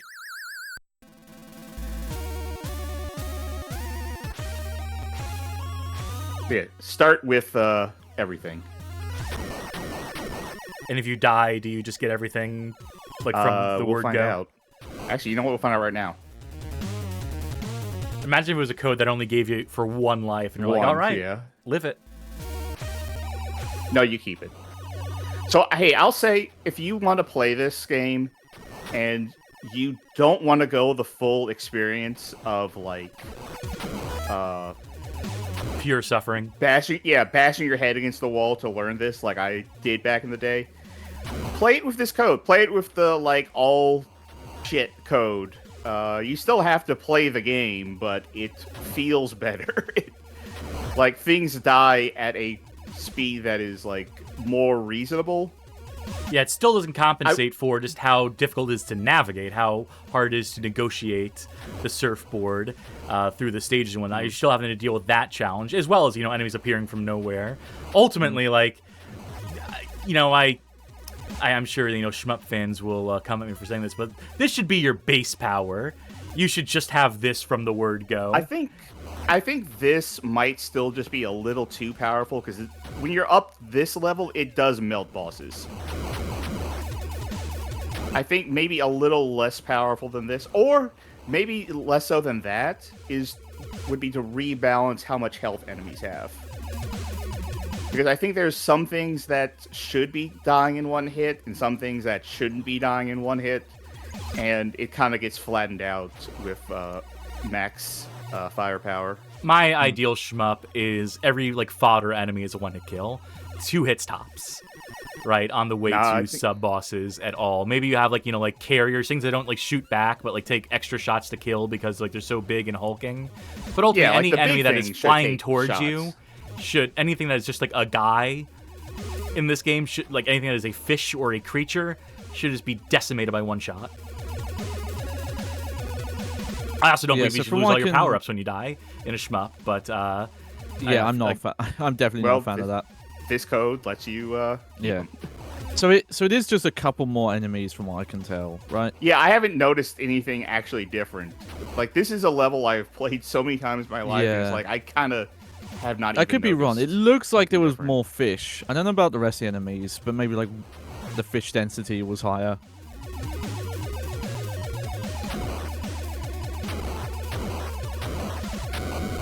That guy. I love that guy.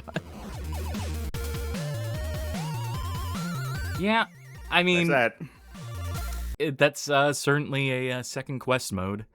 That's certainly a minor iteration, minor scaling. I guess, you know, when it's Very already minor. so ball-bustingly hard to begin with, do you really notice, like, the iterative difficulty of this? Do you really notice, like, one extra enemy? Do you really notice? Yeah. When it's just the fundamentals to me are, you know, the thing about this game that is, in my opinion, pretty rotten. But, you know, I'm going to come at this from a completely different perspective than Charkie does, I feel. Oh. I was... When we had get my to our eyes final off the thoughts. prize. Yeah. Well, I think that'll do it for this. All right, that is fair. In that case, I'm just going to reset the console so that we have stuff happening in the background. Some music, some sights, some sounds to amaze and astound. Bear with me a second, folks. Gonna have to duck that Tim Fallon music just a little bit more. Ooh. And let's pop up in front of that screen, why don't we? So we can give some final thoughts. Early night tonight. Love it. Love to see it. Yeah. Short game. Johnny, how do you feel about this game? Okay. So I feel like this is a game for sickos, and I mean that. That's a loving term for sickos, because there are some games for sickos that I love, but I can definitely see why Charkie enjoys this and why someone can enjoy this. But it is a very brutal learning curve with the difficulty, the one-hit kills. I'll say I think discerning the part of the stage that you can be you knock into and die. It's visually hard to discern until you learn that you can shoot and that like your shots will block by them. There are definitely some art issues there, but it's brutally difficult, but it's definitely a really good looking game. Like the sprite work is really good. The amount of enemy variety and inventiveness in the enemies, that's really good. Soundtrack is famous at this point, the amount of like mashups and uses in like you'll hear this a lot in like YouTube videos and things like that. It's definitely the standout. The story was whatever. I forgot what. Yeah, I forgot what the doohickey and why you were collecting it by like the first stage. They even say why. It's just a MacGuffin. It's just an intergalactic MacGuffin. And that ending where it's just like it feels like there was supposed to be more there, and it's just nope, that's it. You're good. But yeah, no, this is. Made it. Friends. Oh, welcome in, Raiders. Well, thank you for the Soul raid. Boy. We're just giving our final thoughts on Silver Surfer for the NES. Yeah, but yeah, I don't think I would actually call this bad in a sense, but it's definitely going to be you either love or hate this game. Like if you can't gel with its difficulty, playing a game on its terms, this is not for you. Like I wouldn't want to get good at this game. This is not my specific type of thing, but I can see the appeal in trying to get good in this kind of game. But what do you think, Cass? I think that Buster Sword Boy is here in time for the verdict on a classic. Yeah. To read a message from chat. Thank you. Okay. Again, I've established that I'm not a shmup expert by any stretch. I did beat Ikaruga once, after much trial and tribulation. So, it's not that I can't get into a shmup. I'm just very particular about them. And what I feel is that this shmup, and this is a shmup, to be clear, commits basically every cardinal sin of shmup design. It has foreground and background elements that are hard to distinguish. At times. It's not like consistent throughout the entire game, but there are definitely moments where it can be frustrating. Yes, you can shoot ahead to figure out where those barriers lie, but that's maybe not something you're always going to be doing, especially if you don't have turbo, if you don't have the benefit of auto fire, and you're trying to preserve your thumb in some capacity, right? Then you're really missing out on the ability to be constantly doing that test, which the lack of auto fire, the lack of hold down button to continue shooting. I'd say it's pretty fucking egregious, especially for a game that tosses as many enemies at you as constantly as this does, is that it should have been a bare minimum concession. I do think that the spawn patterns for enemies are straight up unfair at moments in this, where enemies can emerge from. It's not just, both sides of the screen, right? It's not just one end of the screen, the other end of the screen. It's not they come from in front of and behind you. They are emerging from doors. They are literally opening doors in the middle of the screen. There are hands emerging from the swamp to grab at you from center stage while you're navigating incredibly narrow hallways. At times. There are just enemy placements here that are designed to punish you for not having the maximum number of power-ups. And so when you are punished by them, when you are invariably punished by them, and you are set back to the beginning of the stage, or, to the last checkpoint, and you have even less power-ups facing them the second time, it just becomes an exercise in tedium, dealing with particular enemies and particular combat encounters in this game. I think the hit detection on the Silver Surfer is terrible. The entire surfboard being a giant hitbox is maybe one of the cruelest design decisions they could have made. It is maybe one of the most obvious fixes would be just to make the surfer himself, for however much of his body is proportional to that sprite, to make his body the hitbox, or just his head, would be the way we would do it nowadays, to have a tiny little square in the center of the sprite that serves as the collision. But no, instead what they have you doing is having a character who is super, on the top down stages, super long vertically. In the horizontal stages, it's less egregious. He's mostly square in proportion on the horizontal stages, so it is what it is. I think it's still a little too big, but for those top-down stages, absolutely unacceptable. Absolutely 1,000% unequivocally unacceptable, especially given the narrow hallways that you're navigating, how little screen real estate you have vertically, so that, things are popping up from top of screen and you have, a second or two to react to them, and to wedge yourself between surfaces and to be, backing up so you're not, crashing into things that are just appearing in front of you. Not to mention enemies who are spontaneously appearing in many of the stages. I just think all that is awful. I'd have just as soon gutted the top-down stages if they refused to shorten the surfboard for that. I mean, I'd gotten rid of them regardless. I think, they should have focused on one style of gameplay here. I mean, granted, they are, what difference really is there between the top-down and the horizontal stages? It's the size of the sprite. That's really what it is. It's effectively the same gameplay. It's still the same approach. You have a slightly different thing with the options. The options are slightly different, but ultimately it's still the same shmup gameplay. It's just something about the perspective. It's something about how big the surfboard is. It's something about the way those stages in particular seem to be laid out that are particularly unkind. I think the game is of an appropriate length for what it is, for as many times as you'd have to replay it to get good at it, to master the stages, to unlock the final set.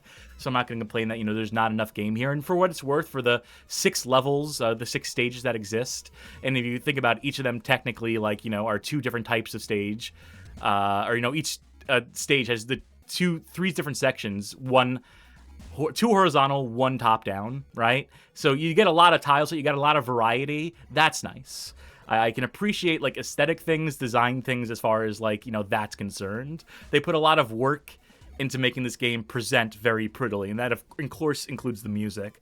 But I do think that in terms of gameplay, this game is just straight up lacking. There are things that it could have and should have, and that other games were absolutely doing at this point in time to have a little more consideration for the players. And a lot of this does strike me as carelessness rather than maliciousness. I think they want it to be hard, sure, but I also think this is a game that reeks of the developers knew where every obstacle is because they're the ones who put them there. And so when they're playtesting their own game, it seems easier to them than it's going to be to, John Q. public, to John Q. consumer picking up the game and banging their head against it. Of course the developer's going to know the particular way in which every enemy should be approached, but getting on that wavelength, getting into that headspace, matching the way the developers themselves intend for you to play the game, and, the reactiveness and then the memorization and the understanding intuitively of enemy patterns and unique behaviors that they expect you to have is something that only comes from, tens of hours of grinding this sort of game out. And that's just not a prospect that everyone's going to be, on board for. Shmups have their audience, but there's a fine line even in the shmup genre where shit's a little too bullshit-y. And I feel like this game is decidedly on the side of that, at least from what I've gleaned, and from the bits of this I have played in past. I'd say this is definitely on the lower end of shmups. Are there worse shmups? Yes, absolutely. Critically speaking, I can think of XDR X-Dazzledly Ray for the Sega Genesis, one of the lowest rated shmups of all time. And a game I do think is better than this. A game that I got more out of than this one here and than the Silver Surfer, for whatever that's worth. But, that there are games that were received worse, that we can go back to, and which are surely even more bullshit than this, or even games that are widely acclaimed that are more bullshit than this. But the ways in which they are difficult, the ways in which they are challenging, are more deliberate, are more conscientious, and it is easier to get into the headspace of, a more modern shmup developer who has, years of game design to learn from, who is inspired by the classics, who are making games for people who are experienced in the genre past a certain point, who grew up on the likes of your Gradiuses and what have you, on the bullet hell genre, who were, playing Toho with no problem. And you get your stuff like, what's it called? there's a franchise that has like a really killer music. I'm not gonna remember the name of it, but it's one of those shmups, one of several shmups known for this. The entire screen can be filled with projectiles by a single boss. And even though this game doesn't get to that point, even though it never gets to the point where the entire screen is literally like having to find the one pixel that is safe on the screen. It doesn't really get to that point. It's just really deceptive, hard to read patterns, and really unfair positions, and really like not a lot of time to react based on where some of the enemies can spawn, and the fact that when you are powered down, you are effectively worthless in this game, that you have no reprieve, that without the ability to have an option or, enhanced firepower, you're taking so long to drain these bosses of their health. It's just not an experience that I personally could ever see myself committing to learning. I would just be so frustrated by this game as to drop it, as to pretty immediately give up on something like this, to say this is not worth my time. But again, that is me as someone who is not a super fan of the genre, but I still feel fairly confident in saying that there are issues here that other shmups of the era had already solved for, and that there are certain things here that are straight up unforgivable from a design standpoint, in my point of view. But Charkie is, of course, the one who played it, who tops the leaderboard, who is the Super Surfer, #1 with a bullet. So you go ahead and tell us how you feel about Charkie. All right, this is one of my favorite NES games. Mostly out of sentimentality, right? As far as like the actual game design goes in here, it's sloppy. It has a lot of issues. Like the major issue is definitely your hitbox. Your hitbox is humongous. It is too big. It is. I know this was just kind of still early days, and maybe in a logical way, I guess it makes sense. Like, yeah, I guess the whole surfboard is the hitbox. I guess if a plane is flying and a plane gets hit, that's how it gets hit, right? It hits the plane. Like, in hindsight, realizing like, no, it's better to have like a tiny hitbox and just like cheat it is better. And it does make a lot of this game trial and error, where there are certain places where you definitely, I feel like you cannot just on your first try reactively figure out how to get past some stuff, if only because your thing is so large. Like, you might see a pattern coming and you might be like, I know I have to move down here to get past it. And then there were parts in this when I was playing where I actively saw something. I was like, I know exactly what movement I need to do to get out of it. The problem was my hitbox was so goddamn large, there was no chance I was ever going to actually get out of it. So yeah, it is very like trial and error at the end of the day with that. There are parts where, as good as I think this game does look, and as how varied as it looks, there are parts that are hard to glean what is happening. We saw that behind us a moment ago on that one stage from the Emperor with like the blue tiling. And to a lesser extent, I think the second level of Reptyls thing with like the waves constantly. Can I point something out real quick, by the way? I'm sorry to cut in, but I just want to show that for the demo reel here, for all like the stages they showcase, interesting thing they do, no Silver Surfer to be seen. Yeah. No Silver Surfer to get killed unceremoniously by, the first enemy that appears. These are meant to just be fly-throughs of the stage effectively to show you what, to prepare yourself for, but without the benefit of having Silver Surfer on screen showing you the patterns, the ways you're meant to weave through or anything. And I'm sure that's because they couldn't, come up with a demo system where Silver Surfer was not reliably getting his ass iced by enemies in it. So, anyway, please continue. I'm sorry. Yeah. Anyway, so this is definitely like a flawed shmup. It's got too big of a hitbox. It's unforgiving in a lot of ways, with having some checkpoints go kind of way far back, having you lose like everything, and having your base level abilities be pretty nil. Like, anytime I made like a boss look easy, it's because I carried over a bunch of shit. It's not to say, honestly, I think the bosses in this game are overall pretty easy. Not all of them, but in general. But the difference between having no, or even having like 3 power-ups versus having like full power-ups, and the degree to which things will melt if you do that is pretty wide. But playing this game, when you get all those power-ups and you do start melting things, and you do start figuring out exactly where you need to go and exactly how you need to weave through things, man, it does actually start to feel good doing that. Like, Johnny was pretty spot on with what I was thinking, which is this is a game for sickos. Like, if you are willing to look at this game, look at the bullshit that it's throwing at you and be like, okay, I see, that's how we're doing this. All right, challenge accepted. But yeah, if you are someone who is masochistic enough to be like, I'm going to push through this, I'm going to figure this shit out, and I'm going to make myself good at this, and like you have that willpower to do that, I think this is pretty fun. I think this ends up being something that, like, honestly, I was playing with a little latency, but I was still making up for it, I think, in a lot of cases. I think this game feels good to play, like, except for the big hitbox. That's true.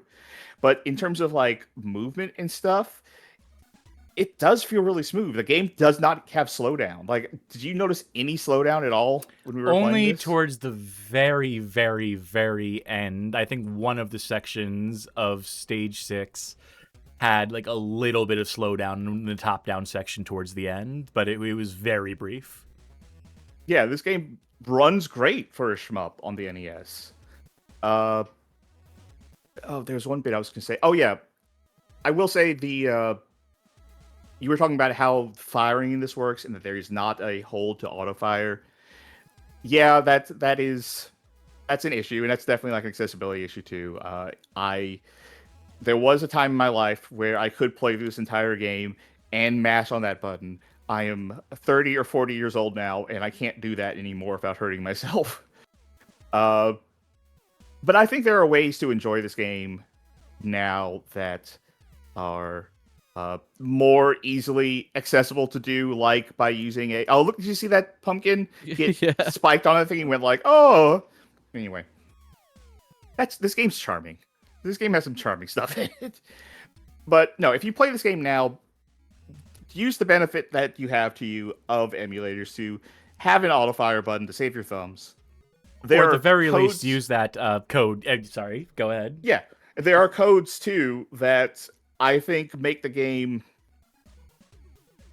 going from like more accessible to play. Like there's a code for like 2 extra continues or 4 extra continues, up to stuff like you have a full kit, all the way up to you're just invincible. Like, I think if you want to play this game, look at those codes, try it on your own first, and then look at those codes and be like, this is the amount of assistance I want with this. But I think that if you like shmups, I think this is a game worth checking out. Partially for the history of shmups, but also partially because I honestly think this game is fun if you have the endurance to like really set your mind to this. I think sometimes, like, you heard me say fuck a lot when I died, but I never got angry at this. Like, none of that was anger. A lot of that was in my head. I was like, oh, okay, all right, I see what we're doing. You fucker. All right, put me back in. So yeah, I had a lot of fun with this one. Well, I'm glad, and I hope the audience at home had fun too. Agree to disagree. I think that looked rotten, but again, I'm not a shmup fan. I'm not the shmup super fan. I can appreciate the points you made. Yeah, it's one of those things where, you know, at the very least, we can all agree that, you know, a video like, I don't know, like the Angry Video Game Nerds video on it, it does not get into, you know, the discussion of design that would be like necessary to have here to understand like why what it's doing is wrong in some cases and why it might be like, you know, correct, why it might be fair, why it might be unfair here. You know, I think it's a game that is not a worst of all time contender. You know, within its genre, I'd rank it pretty lowly, but is this a candidate for like one of the worst of all time? No, it's got too many bells and whistles. It's presented very well. It is of an era, and, it's a game that can be beaten. Like you said, there is a route through it. There are things that you can learn to improve at the game. I wish it had had an options menu. I wish, rather than having second quest, third quest, and codes to get extra continues, whether they just had an options menu that said, how many continues you want to start with? Easy, normal, hard difficulty, and hard being corresponding to the third quest, normal corresponding to second, easy corresponding to first. There's any number of things they could have done to make it more accessible, like having the turbo fire and whatnot. But ultimately, is that going to be enough to put this at the absolute bottom of the barrel? No. Even as someone who thinks that this game does commit a lot of cardinal sins, it's still one that I'd probably give like a 2 out of 5 for my estimation. And that's just, that's just me trying to be somewhat objective about it. For me, it's just not my kind of game, so I'd give like a 1 out of 5 personally, but it's a game that I could at least see getting a 2 out of 5. And if you're someone who is like a real sicko, then maybe like being able to appreciate it more, getting a little more mileage out of it than the average Joe. But I think by and large, I think most people who engage with this game were frustrated by the difficulty. By and large is the impression that I get, that very few committed to mastering this. But for those few, the proud, the Charkie, then, God bless you, Godspeed. But with all that being said, all that said and done, and our game for the night done and dusted, there's little else for me to do except to say, folks, what else was the epilogue going to be? What else was the background going to be for this playthrough? Thanks for tuning in to the Bad Game Hall of Fame. Thanks for watching our playthrough of Silver Surfer. Thank you, Charkie, again, for playing it for us and for having a nuanced opinion on it. Thank you to the folk who rated during the show, and those of you who even went so far as to stick around, always appreciated. You might consider tuning in to some of our upcoming streams. Like this Thursday, July 30th, we will have episode 3 of our playthrough of Damnation, an alt history steampunk third-person shooter that's not very good. We recommend watching the first 2 episodes of that up on the YouTube. The playthrough I stand by, even though I know that it's the further along it goes, the more diminishing those returns will be as far as viewership. But I'm still fighting for it, damn it. I still think there's something to be said, something to be seen in that game. So please to consider tuning in. Please to consider getting damned with us. Saturday, August 1st, I switched some things around here. I'm not going to be around Saturday, so instead of the beginning of Advent of Adver Games, our new long-form series, we're going to push that back a week, and it will instead be a Games from a Hat, hosted by Charkie. Have you decided what console platform at all you're going to be pulling from yet? Not yet. It's always something. It'll be something on the Bad Game Hall of Fame. It always is. Monday, August 3rd, will be a casual Monday. We missed casual Monday for this week. Unfortunately, yesterday my jaw hurt a little too much. It was a little too swollen. The swelling is coming down. So, anyhow, Casual Monday, the show where we play not so bad games, shoot the shit a little more casually, so on and so forth. It's always a fun time on that program, so please consider tuning in. And then, as for next week, a week from now, Tuesday, August 4th, it's a big old pending on the schedule. We will figure it out. We will figure out what we're doing on that night, a little closer to showtime. It's always something on the Bad Game Hall of Fame. So please consider tuning in and finding out what that is. Or, keeping up with us, keeping up with the ends of the shows. We'll probably know at least a few nights in advance, I hope. And that's as far ahead into the future as we are currently able to look. So I will say, hey, if you like what you saw here tonight, consider joining the Discord. Discord.gg/BGHOF. A community of connoisseurs. Talk good games, bad games, every game between, things that aren't games. But we know you. You're probably here for the games. So we have a Bad Game Club over on the Discord. It is wrapping up for the month of July, where folk were playing Breakout on the PlayStation 1. Johnny, do you have any idea what next month's game will be? No, but there will be something. I can guarantee that. It's always something on the Bad Game Club. The only channel on every Discord server where folk can come together to commiserate over bad games. The experiences shared, the tips and tricks, so on and so forth. Clearly, we're the only people doing something like this. So,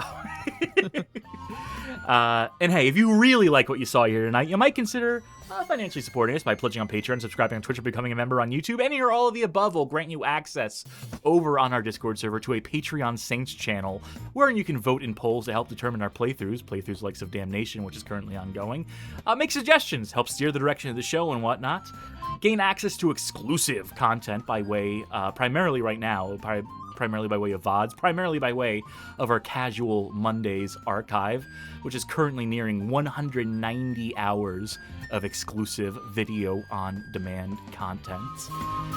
We're working on fleshing that out, working on further financial incentives and so on and so forth. But perhaps there's no greater incentive than the warm, fuzzy feeling that comes with supporting a show like ours. We like to think, and we like to thank those of you who like to see us suffer, or like to see us thrive, either or, as long as it puts money in our pockets. But legitimately, we do appreciate you, whether it is for our long-term suffering or to help us, keep the lights on here at the Bad Game Hall of Fame. Either way, we do genuinely appreciate those of you who are able to do that. And if you are unable to do that, we completely understand. If you're still looking for a way to help out the show that is free, you might mosey on over to our YouTube channel. Check out youtube.com. Just check it out. It's a pretty cool site. youtube.com/@badgamehallofame. That's our channel on youtube.com.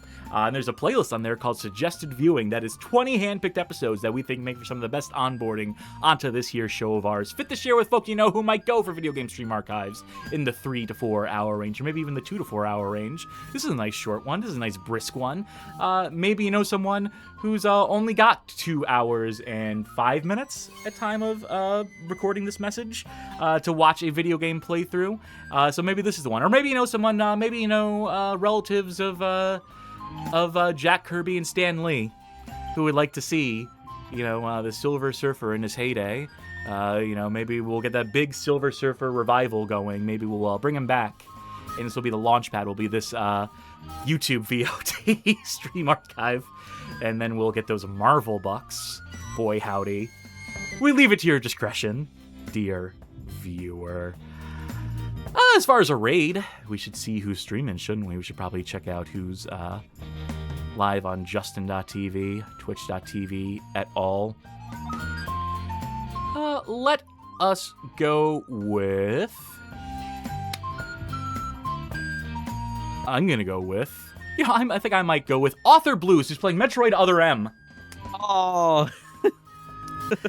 I know Johnny's been playing the Metroid Prime games recently, so this is like that, right? You'll love this, Johnny. Yeah. It's a video game. You'll love it. Yeah. The baby. Please The baby. let them know the Bad Game Hall of Fame sent you, and know that we will eventually do Metroid Other M for ourselves. It is inevitable, unfortunately for us. That's gonna do it for the Bad Game Hall of Fame for tonight. I have been Cosmic Cassidy. I've been surfing Charkie. And I've been participating in the Galactic Ballet, Johnny Baghead.